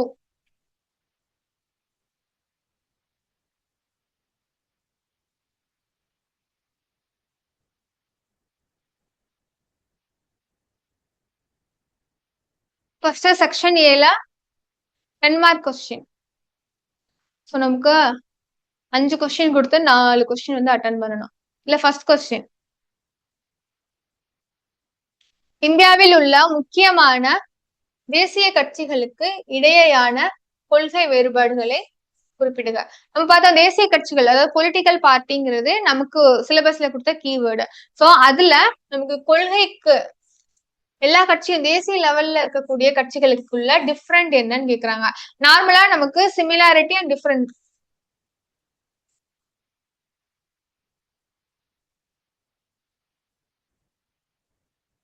Differences. So இது ரெண்டுமே கேட்பாங்க. தேசிய கட்சிக்கு நடுவில் இருக்க சிமிலாரிட்டி என்ன, டிஃபரன்ஸ் என்ன. சோ இந்த ஸ்டைல்ல ஒரு கொஸ்டின் பேட்டர்ன் நமக்கு வரும். அதுக்கடுத்ததா இந்தியாவில் ஒன்றிய பிரதேசங்கள். So India state and union டெரிட்டரிங்கிறது இந்தியன் பாலிட்டில வரக்கூடிய சிலபஸ்ல இருக்கக்கூடிய ஒரு டேர்ம். சோ இங்க நமக்கு யூனியன் டெரிட்டரி அதை பத்தி டிஸ்கிரைப் பண்ண சொல்லுவாங்க. எவாலுவேஷன், எப்படி இந்தியாவில யூனியன் டெரிட்டரி எவால்வ் ஆனுச்சு. ஸோ ஸ்டார்டிங்ல ஒரு ஒரு ஏரியாவா இருக்கு, அந்த ஏரியா வந்து ட்ரீட்டி மூலமா இந்தியாவில ஜாயின் பண்ணுது. எக்ஸாம்பிள் எடுத்தோம்னா சிக்கிம். ஸோ சிக்கிம்ங்கிறது ஒரு தனியா இண்டிபெண்டன்ஸ் ஸ்டேட்டா தான் இருக்கும். நமக்கு இண்டிபெண்டன்ட், நம்ம இந்தியா இண்டிபெண்டன்ட் வாங்குற டைம்ல. அதுக்கப்புறமா தான் அது 1974ல அசோசியேட்டட் ஸ்டேட்டா நம்ம கூட ட்ரீட்டி மூலம் சைன் பண்ணி வருவாங்க. நெக்ஸ்ட் 1975ல 37th அமெண்ட்மெண்ட் ஆக்ட் மூலமா, 36th அமெண்ட்மெண்ட் ஆக்ட் மூலமா சிக்கிம்ங்கிறது நமக்கு யூனியன் டெரிட்டரியா வந்து அதுக்கப்புறமா ஸ்டேட்டாவே மாறிடுச்சு. நமக்கு வந்து அசோசியேட்டட் ஸ்டேட்டா இருந்து ஸ்டேட்டா மாறும். அதே மாதிரி இப்ப புதுச்சேரி எப்படி இந்தியாவோட யூனியன் டெரிட்டரியா மாறிச்சு, கோவா எப்படி யூனியன் டெரிட்டரியா இருந்து ஸ்டேட்டா மாறிச்சு. சோ யூனியன் டெரிட்டரினா டைரக்டா ஒரு ஏரியா வந்து ஸ்டேட்டா இருக்கும், யூனியன் டெரிட்டரியா மாறும். இல்ல அசோசியேட்டட் ஸ்டேட்டா இருக்கும், யூனியன் டெரிட்டரியா மாறும். இல்ல யூனியன் டெரிட்டரியா இருந்து ஸ்டேட்டா மாறும். சோ எந்தெந்த ஸ்டேட்ல இந்த மாதிரி ஆயிருக்கு, அதோட எவாலுவேஷன் என்ன அப்படிங்கிறத பாக்குறது. நெக்ஸ்ட், இந்திய அரசியல் அமைப்பின்படி இயங்கும் சுதந்திரமான மற்றும் முதன்மையான ஏதேனும் 3 அமைப்புகளை பட்டியலிடுக. List out any 3 major independent constitutional body. So constitutional body பார்த்தோம்னா election commission of India, CAG, advocate general, attorney general, UPSC, SPSC, இது எல்லாமே நமக்கு கான்ஸ்டிடியூஷனல் பாடி. இது வந்து நமக்கு சிம்பிளா ஒன்லி 3 இண்டிபெண்டன்ட் கான்ஸ்டிடியூஷன் பாடி மட்டும் கேட்டிருக்காங்க. சோ நமக்கு லட்சுமிகாந்த்ல கான்ஸ்டிடியூஷன் பாடி, நான் கான்ஸ்டிடியூஷன் பாடின்னு 2 சாப்டரே இருக்கும். அதுல கான்ஸ்டிடியூஷன் பாடி இருக்கிற எனி 3 வந்து நம்ம லிஸ்ட் அவுட் பண்ணா போதும். சோ பாலிட்டி வந்து நீங்க லட்சுமிகாந்த் நல்லா தரவா படிச்சாலே அந்த கொஸ்டின் வந்து சிம்பிளா தான் இருக்கும், ரொம்ப டிஃபிகல்ட்டா இருக்காது படிச்சிட்டோம்னா. நெக்ஸ்ட், இந்தியாவில் ஒரு அங்கீகாரம் பெற்ற அரசியல் கட்சியாக. சோ அதே சேம் பொலிட்டிக்கல் பார்ட்டி, அரசியல் கட்சி பத்தி ஃபர்ஸ்ட் கேள்வி. நமக்கு சிலபஸ் எக்ஸாக்ட் வேர்டு, இங்கே நமக்கு அரசியல் கட்சியை பத்திய கேள்வி. ஆவதற்கான முக்கிய படிகள் யாவை என்பது விவரி. இப்போ இந்தியாவுல ஒரு கட்சி வந்து அங்கீகாரமா ஆகணும், அங்கீகாரம் பெற்று வரணும்னா என்ன பண்ணணும். சோ வந்து கரண்ட்லி அந்த மாதிரி எந்தெந்த கட்சி வந்திருக்கு, அதே மாதிரி அங்கீகாரம் இல்லாம எந்தெந்த கட்சி போகுது, இதெல்லாம் வேல்யூ ஆடடா நம்ம எக்ஸாம்பிள் கொடுக்கக்கூடியது. சோ நார்மலா ஒரு பொலிட்டிக்கல் பார்ட்டினா நமக்கு கரண்ட் அஃபேர்ஸ் பேஸ்டு கொஸ்டினா கேட்டிருக்காங்க. அதுக்கடுத்துதான் 5th, இந்தியாவில் புதுமைகளை உருவாக்கும் சுதந்திரம் அரசியலமைப்பு நெறிமுறைகளால் எவ்வாறு ஆதரிக்கப்படுகிறது என்பதை டிஸ்கஸ் பண்ண சொல்றாங்க, விளக்குங்க. So freedom to innovate in India is supported by the constitutional ethos.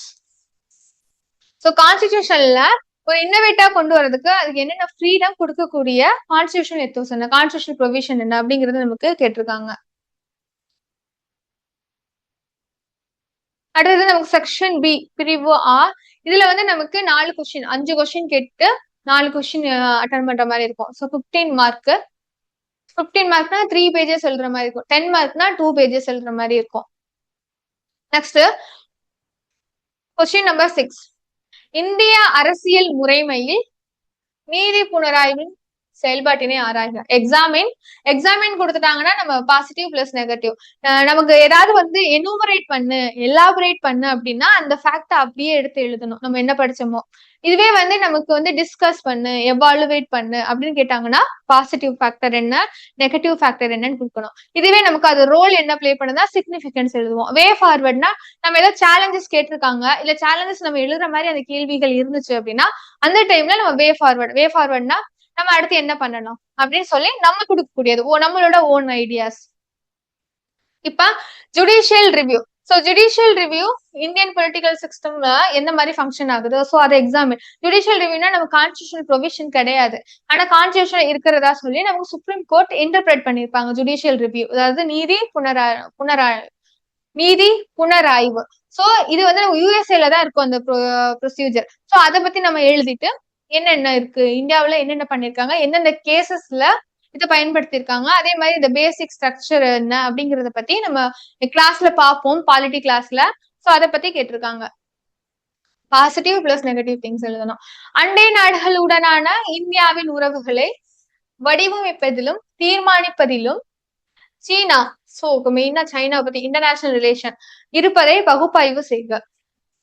Analyse the China factor in shaping and determining the India's relationship with its neighboring country.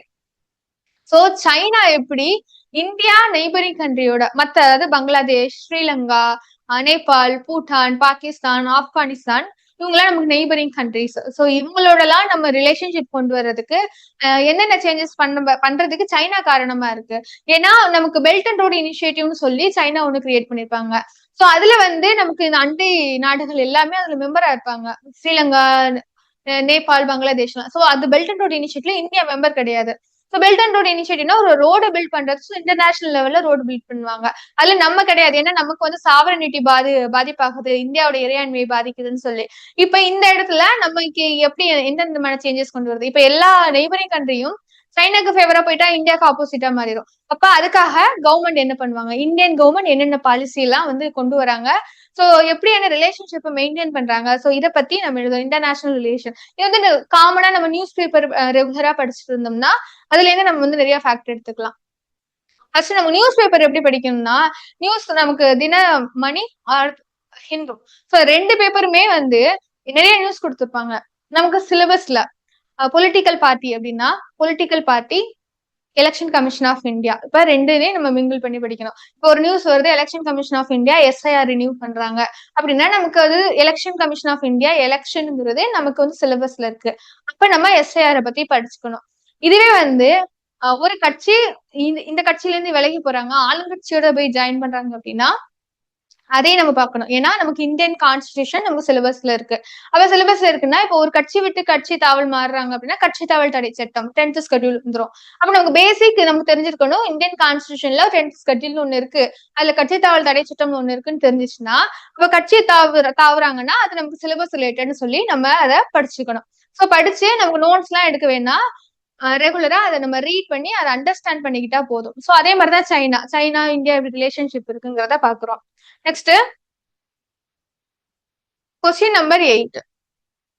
21ஆம் நூற்றாண்டில் இந்தியாவோட வெளியுறவு கொள்கை அதன் தேசிய நலன்களை உலகளாவிய அமைதி மற்றும் வளர்ச்சிக்கான அர்ப்பணிப்புடன் சமநிலைப்படுத்தும் நடைமுறை அணுகுமுறையால் செலுத்தப்படுகிறது. அதை பத்தி விவாதிக்க சொல்றாங்க. டிஸ்கஸ்னா நம்ம என்ன பண்ணணும்னா பாசிட்டிவ் நெகட்டிவ் ரெண்டுமே எழுதணும்.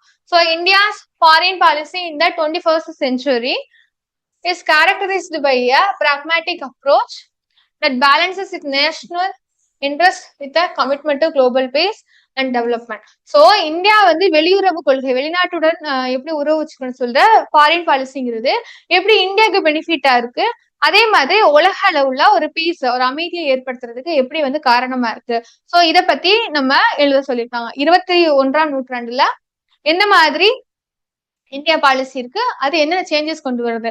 சோ டிஸ்கஸ் பண்ணிட்டாங்கன்னா அது நமக்கு வந்து இதெல்லாம் பண்றாங்க. இந்தியன் வந்து யுஎஸோட வந்து யுஎஸ்ஏ எவ்வளவு தரீஃப் கொடுத்தாலும் நம்ம வந்து வாரம் எதுவெல்லாம் அறிவிக்கல. அதே மாதிரி ஆபரேஷன் சிந்தூர் பண்ணோம் பாகிஸ்தான் வந்தப்ப. இந்த மாதிரி வெளியுறவு கொள்கையை எப்படி உலக அளவுல பீஸ் கொண்டு வரதுக்கு இந்தியன் கவர்மெண்ட் என்ன பண்றாங்க. சோ இதை பத்தி நம்ம வரிசையா எழுதணும். சோ யுஎஸ்ஏவோட ரிலேஷன்ஷிப், சைனாவோட relationship, so west Asia crisis நடக்குது, அப்ப நம்ம இந்தியா எந்த மாதிரி ஸ்டெப் எடுத்திருக்கோம். சோ இதெல்லாம் பத்தி நம்ம எழுதலாம். நெக்ஸ்ட், இந்தியாவில் நீல பொருளாதாரம், அதாவது blue economy. So green economy, blue economy, planning commission இதெல்லாமே எக்கனாமிக்ல வரக்கூடிய டாபிக். ஸோ இதுல நிலையான வளர்ச்சிக்கு, சஸ்டைனபிளா ஒரு டெவலப்மெண்ட் ஆகுறதுக்கு எந்த மாதிரி நீல பொருளாதாரம் வழிவகுத்துச்சு நம்ம கேட்டிருக்காங்க. ஸோ எக்ஸாமின்னா ப்ளூ எக்கனாமிங்கிறது இந்தந்த பெனிஃபிட்லாம் இருந்துச்சு. ஸோ ஃபிஷரி நல்லா இருந்துச்சு, ஃபிஷர்மேன் நல்லா இருந்தாங்க, மரைன் டெவலப்மெண்ட் இருந்துச்சு அப்படின்னு ஒரு பக்கம் எழுதுறப்ப, இல்ல இதெல்லாம் வந்து கரப்ஷன் இருந்துச்சு, இந்த ஸ்கீம் ஒழுங்கா இம்ப்ளிமெண்ட் பண்ணல, சோ ப்ளூ எக்கனாமி இவ்வளவு ஜிடிபி வைக்கணும் டார்கெட் வச்சாங்க, ஆனா இவ்வளவு ஜிடிபி அச்சீவ் பண்ணலன்னு சொல்லிட்டு என்னென்ன ஃபேக்டர் இருக்கும், பாசிட்டிவ் பிளஸ் நெகட்டிவ் ரெண்டும் எழுதி கன்க்ளூஷன் பண்ணிடும். ஹவவர் ப்ளூ எக்கனாமி வந்து ஆல்தோ இந்த மாதிரி எல்லாம் ஒரு டிஸ்அட்வான்டேஜ் இருந்தா கூட ப்ளூ எக்கனாமி இந்தியாவுல இந்த அளவுக்கு அந்த முன்னாடி இருந்ததோட டெவலப் ஆகுறதுக்கு யூஸ்ஃபுல்லா இருந்துச்சு அப்படின்னு. நம்ம ஈவன் நமக்கு அந்த எக்கனாமி டீடைல் டேட்டா தெரியலாட்டி கூட சமாளிக்கிறதுக்கு தெரியணும், மேனேஜ் பண்ணிக்க தெரியணும் அந்த ப்ளூ எக்கனாமி பத்தி எழுதுறதுக்கு. ஸோ இந்த மாதிரி நிறைய கொஸ்டின், நமக்கு ஒரு கொஸ்டின் கேட்கறாங்கன்னா 100% எல்லா கொஸ்டினுமே தெரியாது, நமக்கு 1, 2, 3 கொஸ்டின் தெரியாம தான் இருக்கும். ஸோ அதை இந்த மாதிரி நம்ம மேனேஜ் பண்ணிக்கணும். அதுக்கு முன்னாடியே நம்ம அவேர் ஆகி முன்னாடியே ப்ரிப்பேர் பண்ணி வச்சுக்கணும் மைண்ட. நெக்ஸ்ட், ஜம்மு மற்றும் காஷ்மீர் மறுசீரமைப்பு சட்டம் 2019. சோ அப்பிராந்தியத்தில் அரசியல் மற்றும் நிர்வாகம், அதாவது பொலிட்டிக்கல் மற்றும் அட்மினிஸ்ட்ரேஷன் கட்டமைப்புல ஏற்படுத்திய முக்கிய தாக்கங்கள். சோ இம்பாக்ட் பத்தி கேட்டிருக்காங்க, அதை பத்தி ஆய்வு செய்யும். சோ இம்பாக்ட் என்ன அப்படின்னு நம்ம சொல்லிட்டு அதை நம்ம தான் ஆய்வு செய்யணும். அதாவது அது நல்லதா இருந்துச்சா கெட்டதா இருந்துச்சா ரெண்டையுமே எழுதிட்டு நமக்கு நம்மளோட பாயிண்ட் ஆஃப் வியூ என்ன அப்படிங்கறத நம்ம கொடுக்கணும். So examine the key implication of Jammu and Kashmir reorganisation act 2009. Actually இது வந்து கரண்ட் அஃபேர்ஸ், நமக்கு state and union territory syllabus. But ஆனா இது வந்து ஜம்மு அண்ட் காஷ்மீர் ரீஆர்கனைசேஷன் ஆக்ட்ங்கிறது state and union territory plus current அஃபேர்ஸ்ல வந்த நமக்கு ஒரு நியூஸ். ஸோ இன்டகிரேட் பண்ணி இந்த கேள்வி வந்திருக்கு. For the regions political and administrative structure. இப்ப இந்த கேள்விக்கெல்லாம் இப்பவே ஆன்சர் பண்ணணும், இப்பவே தெரிஞ்சிருக்கணும் அப்படின்னு அவசியம் கிடையாது.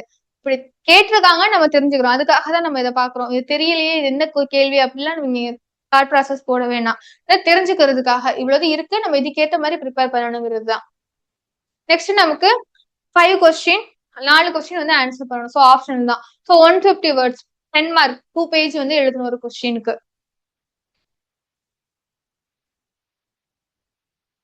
நமக்கு ஏன் செயற்கை நுண்ணறிவு தேவைப்படுகிறது, விளக்கமும். So why do we need artificial intelligence, explain.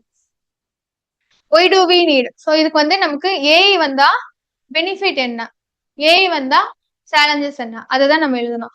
Benefit plus challenges ரெண்டையும் எழுதக்கூடிய, அதாவது பாசிட்டிவ் நெகட்டிவ் அப்படி வச்சுக்கணும் நம்ம. நெக்ஸ்ட் வந்து 12th. ஸோ ஃப்ரேம் ஒர்க் பண்றது சிம்பிள் ஃப்ரேம் ஒர்க்கா மைண்ட்ல பண்ணணும். ஸோ ஒய்ன்னு கேட்டோம்னா ஏன் வந்துச்சு அப்படின்னா நமக்கு வந்து ஆல்ரெடி ஃப்ரேம் ஒர்க் வச்சிருக்கோம். Causes, consequence, way forward, significance, fact. Next வந்து சேலஞ்சஸ், அதனால பாசிட்டிவ் இம்பாக்ட்ல பாசிட்டிவ் இம்பாக்ட், நெகட்டிவ் இம்பாக்ட். இங்க கேட்டிருக்கிறது இம்பாக்ட்ல பாசிட்டிவ் நெகட்டிவ் இது ரெண்டு தான் எழுதணும். ஸோ ஃப்ரேம் ஒர்க் வந்து மினிமம் ஒரு 10 ஃப்ரேம் ஒர்க் தான், அந்த ஃப்ரேம் ஒர்க் தான் கேள்விகள் வரும் நமக்கு. ஒவ்வொரு சப்ஜெக்ட்டுக்கும் ஒரு 4 ஃப்ரேம் ஒர்க் தான் இருக்கும் நமக்கு பார்த்தோம்னா. ஸோ புரதம், கார்போஹைட்ரேட் மற்றும் கொழுப்பு ஆகியவற்றின் கலோரி மதிப்புகள் யாவை, அவற்றின் ஆற்றல் முக்கியத்துவத்தை. நமக்கு சயின்ஸ்ல இருந்து கேட்டிருக்காங்க, what are the caloric value, இது ஃபுல்லா fact. Protein, carbohydrate and fats, right it significance in energy requirement. So சயின்ஸ்ல உள்ள சிலபஸ் படி கேட்டிருக்காங்க. சயின்ஸ் அவ்வளவு முக்கியம் இல்லை, பட் ஆனா சயின்ஸ் ஸ்கிப் பண்ண முடியாது, நம்ம சயின்ஸை ஓவரால் கவர் பண்ணி வச்சுக்கணும். பட் ஸ்பெசிஃபிக்கா economy, polity, Tamil Nadu history and modern history, இந்த மாதிரி தமிழ் லிட்ரேச்சர், திருக்குறள். ஸோ இதை தான் நம்ம ஸ்பெசிஃபிக்கா நம்ம படிச்சு வச்சுக்கணும். அதே மாதிரி தமிழ்ங்கிறது நமக்கு ஆப்ஷனல் சப்ஜெக்டா வரும், அதாவது குவாலிஃபைங் பேப்பரா வரும் நமக்கு மெயின்ஸ்ல. ஸோ தமிழ்ங்கிறது எவ்ரிடே திருக்குறள் படிக்கிறது, எவ்ரிடே வந்து செய்யுள் படிக்கிறது, இது ஒரு ஹேபிட்டா நம்ம டெவலப் பண்ணி வச்சுக்கணும். எதுக்கு அப்படின்னா மெயினா திருக்குறளுக்கு மட்டும்.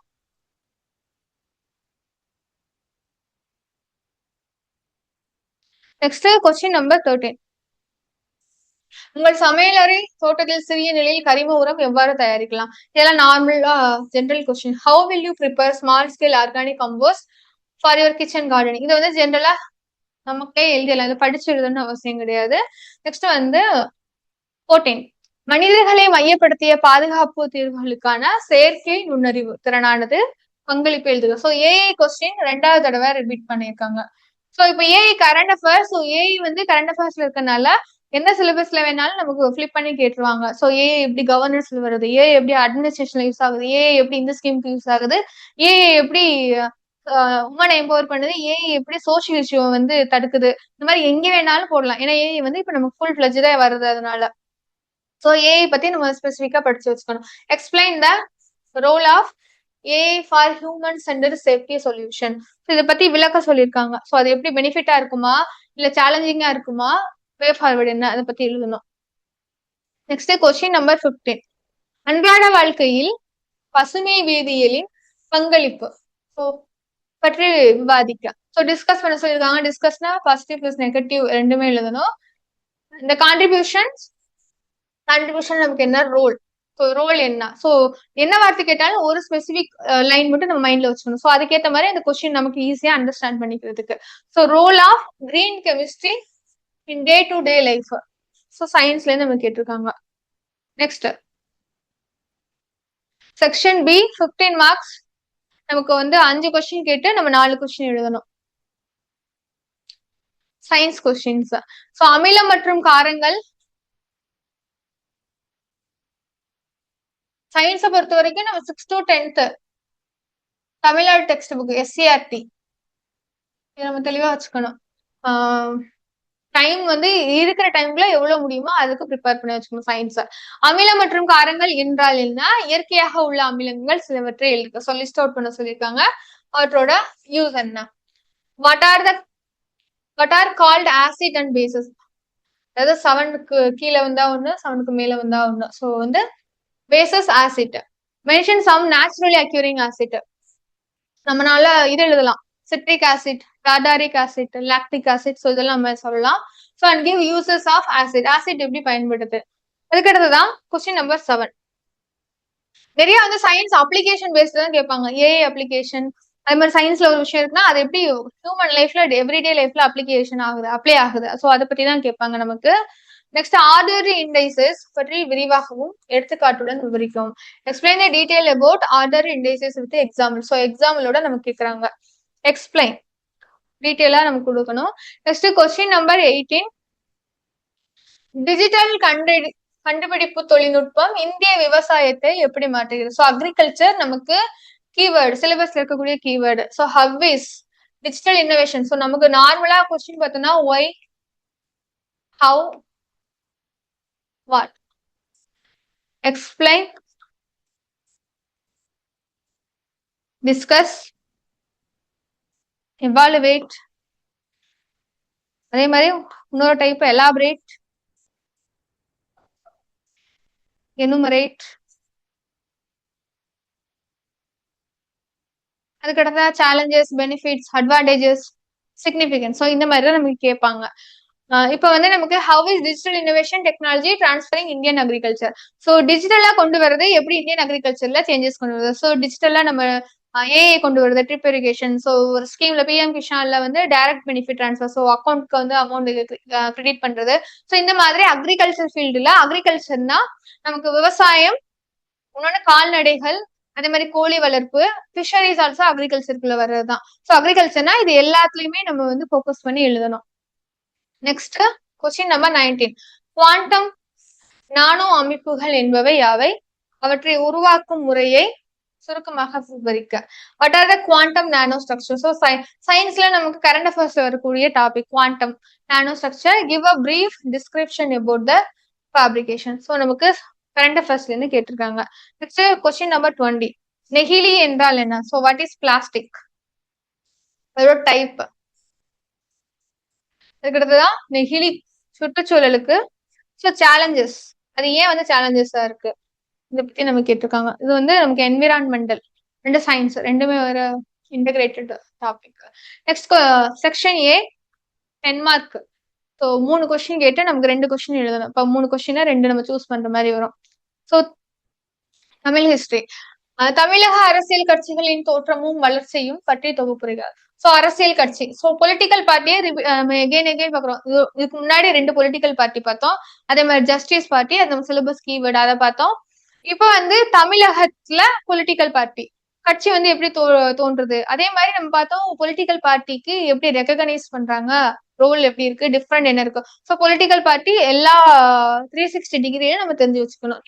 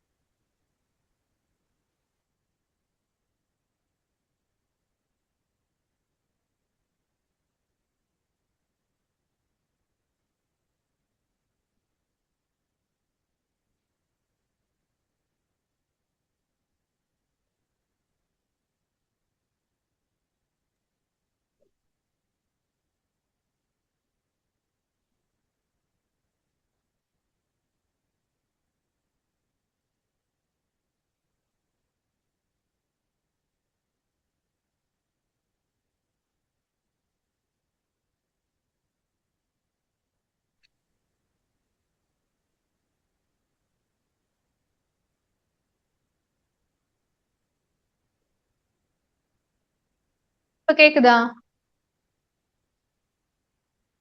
இப்ப கேக்குதா? ஆடிபிளா? ஓகே.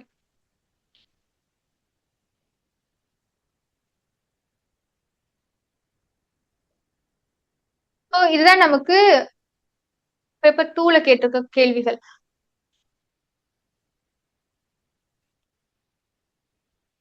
ஸோ பேப்பர் 1 பேப்பர் 2 எப்படி சிலபஸ் வைஸ் நமக்கு மெயின்ஸ் கொஸ்டின் கேட்டிருக்காங்க. இது கொஸ்டின் முன்னாடியே ஏன் பாக்குறோம்னா, நம்ம எல்லாம் படிச்சுட்டு லேட்டரா போய் பார்த்தோம் அப்படின்னா நமக்கு இது முன்னாடியே தெரிஞ்சிருந்தா இது நம்ம முன்னாடியே நம்ம இப்படி ப்ரிப்பேர் ஆயிருக்கலாம், இப்படி படிச்சிருக்கலாம்னு தோணும். அதுக்காக நம்ம முன்னாடியே அதுக்கு எக்ஸ்போஷர் ஆயிட்டோம்னா, கொஸ்டினை பார்த்துட்டோம்னா இது இந்த பேட்டர்ன்ல தான் இருக்கு அப்படின்னு நம்ம ஒரு இமேஜினேஷன்ல இப்படிதான் டிஃபிகல்ட்டா இருக்குன்னு ஒரு நம்ம இமேஜினேஷன் டிஃபிகல்ட் நார்மலா இருக்க டிஃபிகல்ட்டோட ரேட்டெல்லாம் இருக்கும்.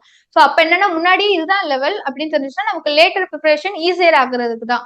கொஸ்டின் வந்து இவ்வளவுதான் இருக்கும். இது வந்து ரொம்ப டிஃபிகல்ட்டால நம்ம எடுத்துக்கவே கூடாது. ஏன்னா இது சிம்பிள். நீங்க படிச்சிட்டீங்கன்னா இதை வந்து ஆன்சர் பண்ணிடலாம். கொஸ்டின் பேட்டர்ன் வந்து இதுதான், சிலபஸ்ல இருக்கிறதான் கேட்பாங்க, பிவைக்கு வைஸ் தான் கேட்பாங்க, டைரக்ஷன் எல்லாமே கேட்பாங்க, உலகத்துல இருக்க எல்லாமே கேட்பாங்க. அந்த மாதிரி எந்த ஒரு இதுவுமே கிடையாது. சிலபஸ், பிவைக்கு, கிளாஸ் நோட்ஸ், சமச்சீர் புக், மெயினா 6 to 12 வரைக்கும் கூட இருக்கிற புக்கு, ஸ்கூல் புக்கு.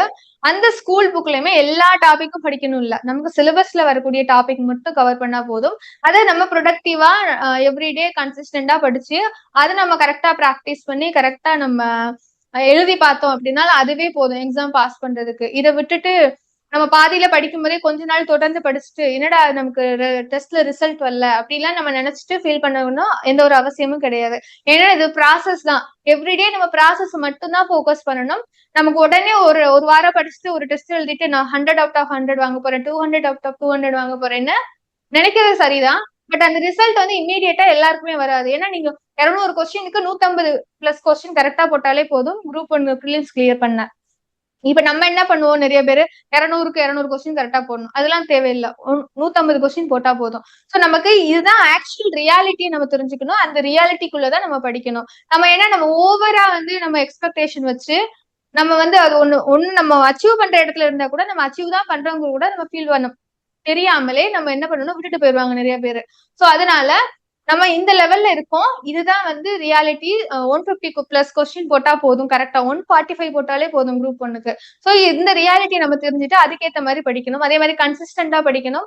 புக்கை வந்து நம்ம ரீட் பண்றப்ப பாசிவா ரீட் பண்ணக்கூடாது, ஆக்டிவா ரீட் பண்ணணும். என்ன படிச்சோம், இப்போ 1 hour ஒரு டாபிக் படிச்சிட்டோம்னா, இப்போ 1 hour காந்தி பத்தி படிச்சிட்டோம்னா புக்கை க்ளோஸ் பண்ணிட்டு காந்தி பத்தி என்ன படிச்சோம், சோ காந்தி என்ன பண்ணாரு, எங்க பிறந்தாரு, அவர் என்னென்னலாம் பண்ணாரு, சோ அதை வந்து நம்ம ரிவிஷன் பண்ண ட்ரை பண்ணணும். நமக்கு வந்து மைண்ட்ல வரல அப்படின்னா எகைன் புக்கை ஓபன் பண்ணி திறந்து திரும்ப படிச்சுட்டு திரும்ப க்ளோஸ் பண்ணி அதே மாதிரி ட்ரை பண்ணணும். நமக்கு வரலைன்னா படிச்சவன் ஏன் ஞாபகம் இல்லை, அந்த மாதிரி நம்ம வந்து நம்மளே வந்து செல்ஃப் டவுட் போட்டுக்க கூடாது, நம்மளே கீழே தள்ளிக்க கூடாது.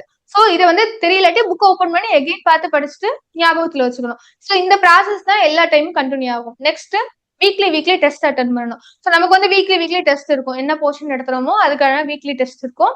அந்த வீக்லி டெஸ்ட்டை எவ்ரி வீக் கரெக்டா அட்டன் பண்ணுங்க. எவ்ரி கிளாஸ் வந்து அட்டன் பண்ணுங்க. ஸோ டெமோ கிளாஸ் 10 நாள் இருக்கும். ஸோ 10 நாள் ஃப்ரீ கிளாஸஸ் நீங்க அட்டன் பண்ணி ஜாயின் பண்றதுனா பேட்ச்ல ஜாயின் பண்ணிக்கலாம். ஸோ கிளாஸஸை வெரி சிம்பிளிஃபை பண்றதுக்காக தான் இந்த கிளாஸஸ். ஸோ படிக்கிறத ப்ராப்பரா வந்து படிச்சிருங்க.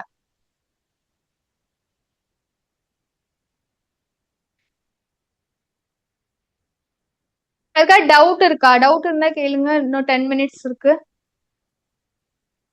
நம்ம பேப்பர் 1 பேப்பர் 2 பார்த்திருக்கோம். நெக்ஸ்ட் வந்து ப்ரிலிம் சிலபஸ் பார்த்திருக்கோம். இன்னும் மெயின் சிலபஸ் பார்க்கணும். மெயின்ஸ் சிலபஸ் பார்த்துட்டு அடுத்த பேப்பர் பார்க்கணும். நெக்ஸ்ட் வந்து பிவைக்குல ப்ரிலிம்ஸ் பிவைக்கு பார்க்கணும். ஸோ அதை வந்து நம்ம நெக்ஸ்ட் கிளாஸஸ்ல பார்த்துருவோம்.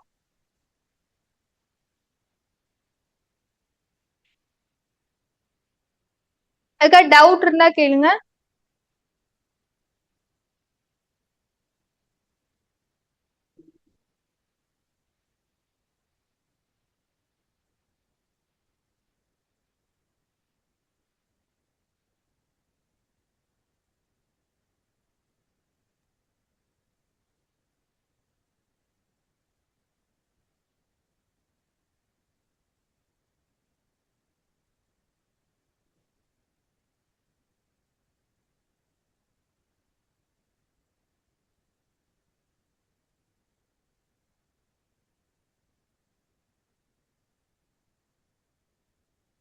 ஃபீஸ் வந்து 6000. 155 கிளாஸஸ் இருக்கும், 155 கிளாஸஸ் வித்தின் 3 weeks 3 monthக்குள்ள முடிக்கிற மாதிரி இருக்கும்.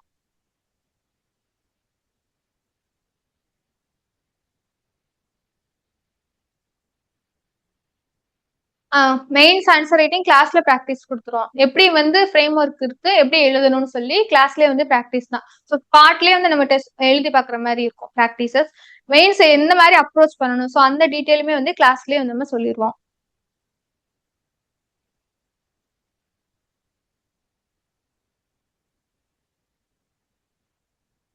வேற டவுட் டவுட் இருந்தா கேளுங்க, மைண்ட்லயே வச்சிருக்காம.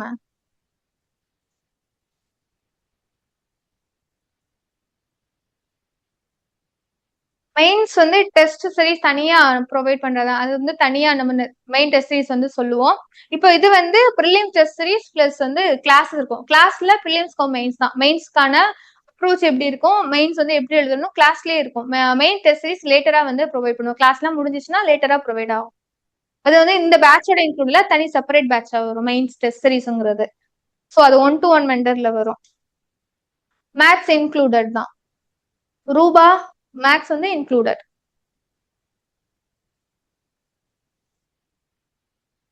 மெயின்ஸ் நோட்ஸ்னா நமக்கு கிளாஸ் நோட்ஸ் நெக்ஸ்ட் வந்து நமக்கு எப்படி படிக்கணும்னு சொல்லிடுவோம். சமச்சீர் book, next basic standard book. So class notes வச்சு நம்ம எழுதுற மாதிரி இருக்கும். மெயின்ஸ் தனியா நோட்ஸ் கிடையாது. நம்ம ப்ரீலிம்ஸ் மெயின்ஸ் படிக்கிறத நம்ம மெயின்ஸ்க்கு அப்ரோச் பண்றது. ஸ்பெசிஃபிக்கா எப்படி அப்ரோச் பண்றதுங்கிறது கிளாஸ்ல இருக்கும். Yeah sure. டெலிகிராம் சேனல்ல இன்னைக்கு பார்த்த paper 1 paper 2 and syllabus already sent பண்ணிருக்கோம். டெலிகிராம் சேனல்ல சென்ட் பண்ணிடுறேன். வேற ஏதாவது doubt?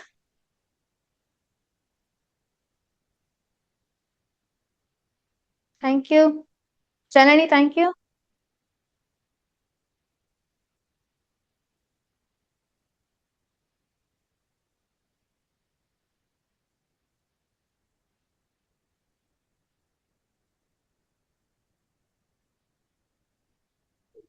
Next week Saturday or Sunday வந்து ஃபர்ஸ்ட் டெஸ்ட் இருக்கும்.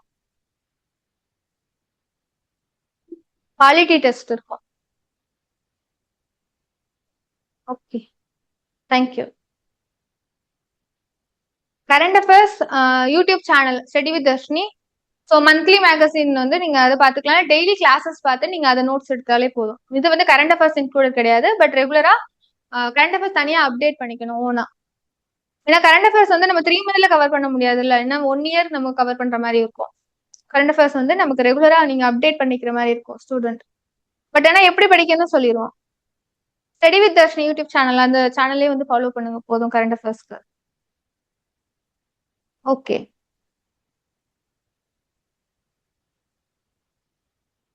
Any other doubt?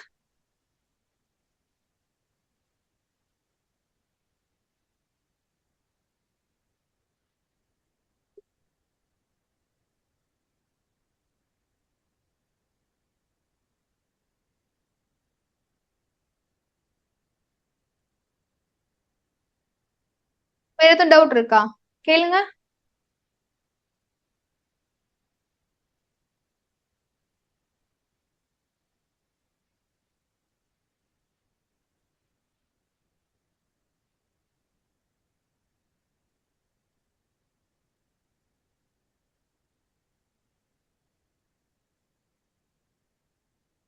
உங்களுக்கு சண்டே கிளாஸ் இருக்காது.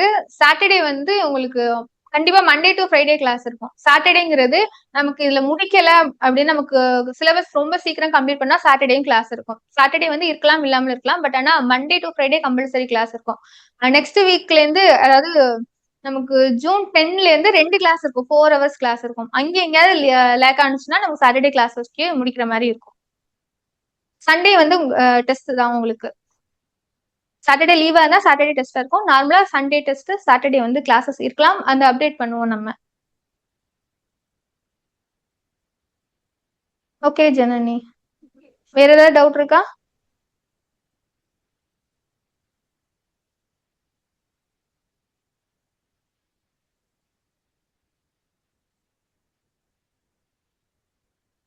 கேளுங்க, ஏதாவது டவுட் இருந்தா கேளுங்க.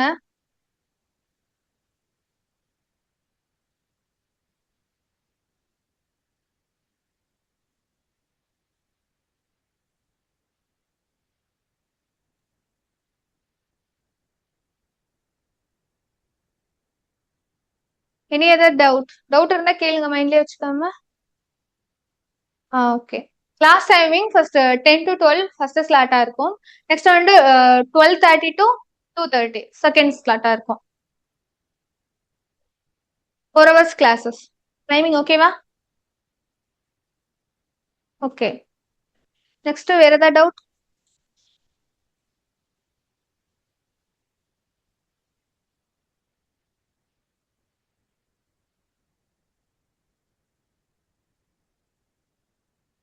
வேற டவுட் இருந்தா கேளுங்க.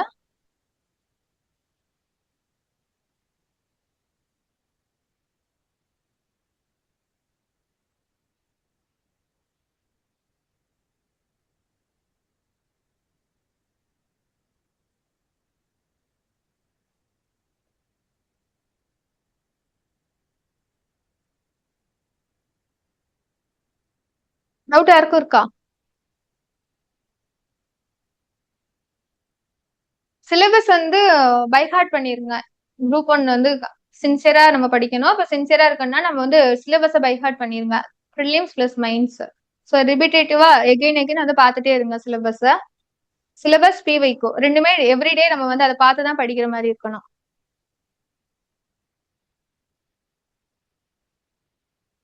டவுட் இருக்கா யாருக்காவது?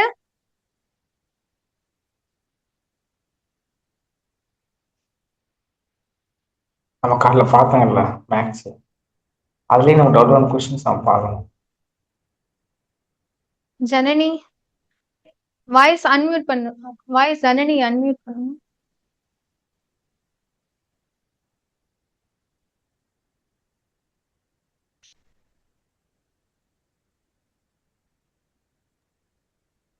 ஆயிடுச்சா?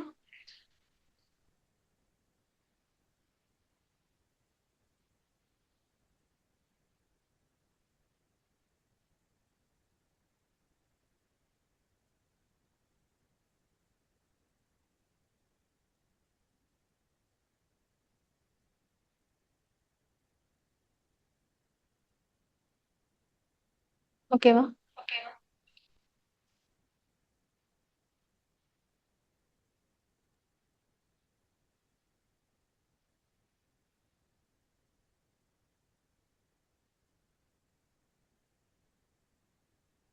சரி டெக்ஸ்ட் பண்ணுங்க. உங்களுக்கு அன்மியூட் எடுக்க முடியலைங்க. டெக்ஸ்ட் பண்ண முடியுமா? அன்மியூட் அங்க ஆயிருக்கா? இங்க ஆயிருக்கா? இங்க ஜனனி உங்க இதுல அன்மியூட் பண்ணிட்டு பேசுங்க.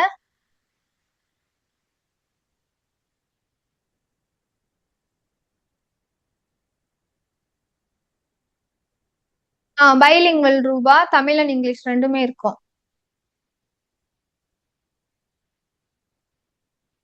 ஓகேவா?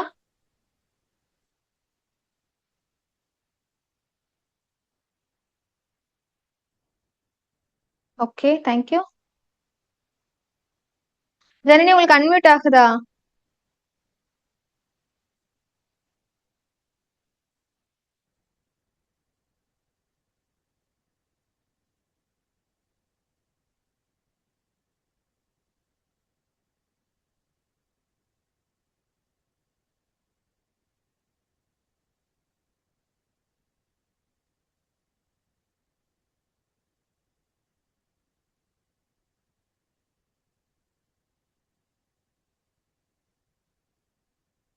டெக்ஸ்ட் பண்ணுங்க ஜனனி. இப்ப அன்மியூட் இப்ப ஆகுதான்னு பாருங்க. ஜனனி இப்ப பாருங்க அன்மியூட் ஆகுதான்னு. அன்மியூட் ஆயிருக்கு. பேசுங்க.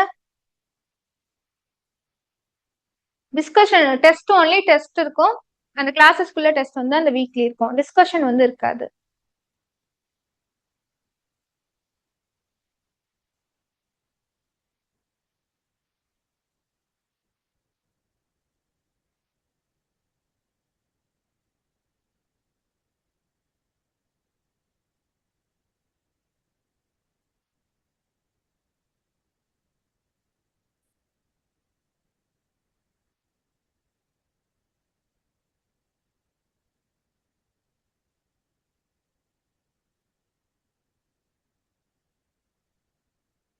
ஜனனி அன்மியூட்ல தானே இருக்கு.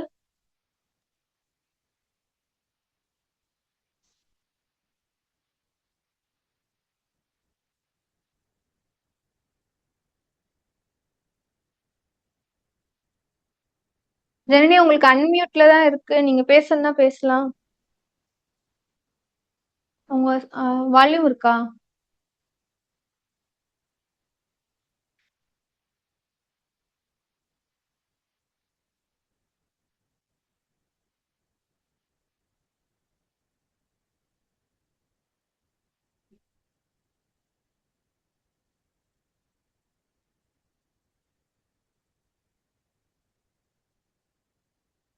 ஸோ டவுட் இருந்துச்சுன்னா இந்த நம்பருக்கு வந்து டெக்ஸ்ட் பண்ணுங்க. எனி டவுட் ஏதாவது டிஸ்கஷன் இதை பத்தி தெரிஞ்சுக்கணுமா, டீட்டெயில் தெரியணும்னா இந்த நம்பருக்கு வந்து டெக்ஸ்ட் பண்ணுங்க. நான் வந்து பாக்குறேன் என்னன்னு.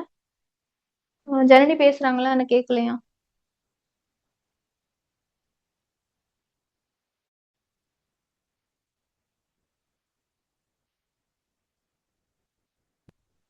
மியூட்ல தான் இருக்கு. சரி நீங்க டெக்ஸ்ட் பண்ணுங்க ஜனனி. இப்ப அன்மியூட்ல தான் இருக்கு உங்களுக்கு. அன்மியூட்ல தான் இருக்கு உங்களுக்கு. உங்க மொபைல்ல அன்மியூட் இருக்கான்னு பார்த்துட்டு பேசுங்க, இல்லாட்டி டெக்ஸ்ட் பண்ணுங்க.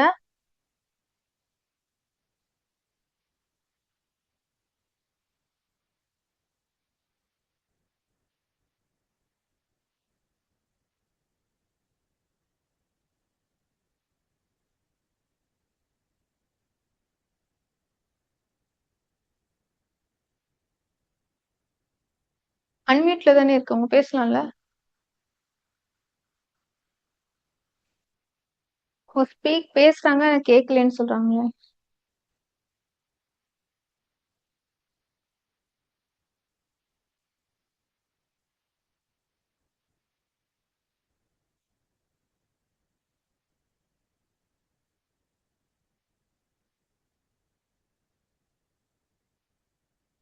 சரி, ஜனனி குரூப்ல தானே இருக்கீங்க, நான் வந்து கேக்குறேன் என்ன டவுட்னு உங்களுக்கு டெக்ஸ்ட் பண்றேன். Okay okay. நெக்ஸ்ட் நாளைக்கு கிளாஸஸ் இருக்கும் இதே மாதிரி 10 to 12 இருக்கும் கிளாஸ். ஸோ நாளைக்கு வந்து இதே மாதிரி மெயின்ஸ் அண்ட் பிவைக்யூ பார்த்துருவோம். ப்ரிலிம்ஸ் பிவைக்யூ பார்த்துட்டு நெக்ஸ்ட் வந்து மெயின் சிலபஸ் பார்த்துருவோம் ஒவ்வொரு subject wise. Okay, thank you. Janani உங்களுக்கு நான் டெக்ஸ்ட் பண்றேன். ஏதாவது டவுட் இருந்துச்சுன்னா நீங்க இந்த நம்பருக்கு வந்து கால் பண்ணுங்க, இல்லாட்டி வாட்ஸ்அப் டெக்ஸ்ட் பண்ணுங்க. உங்களுக்கு வந்து நான் ரிப்ளை பண்றேன் என்னன்னு. ஓகேவா? Thank you thank you thank you. Bye bye. Thank you.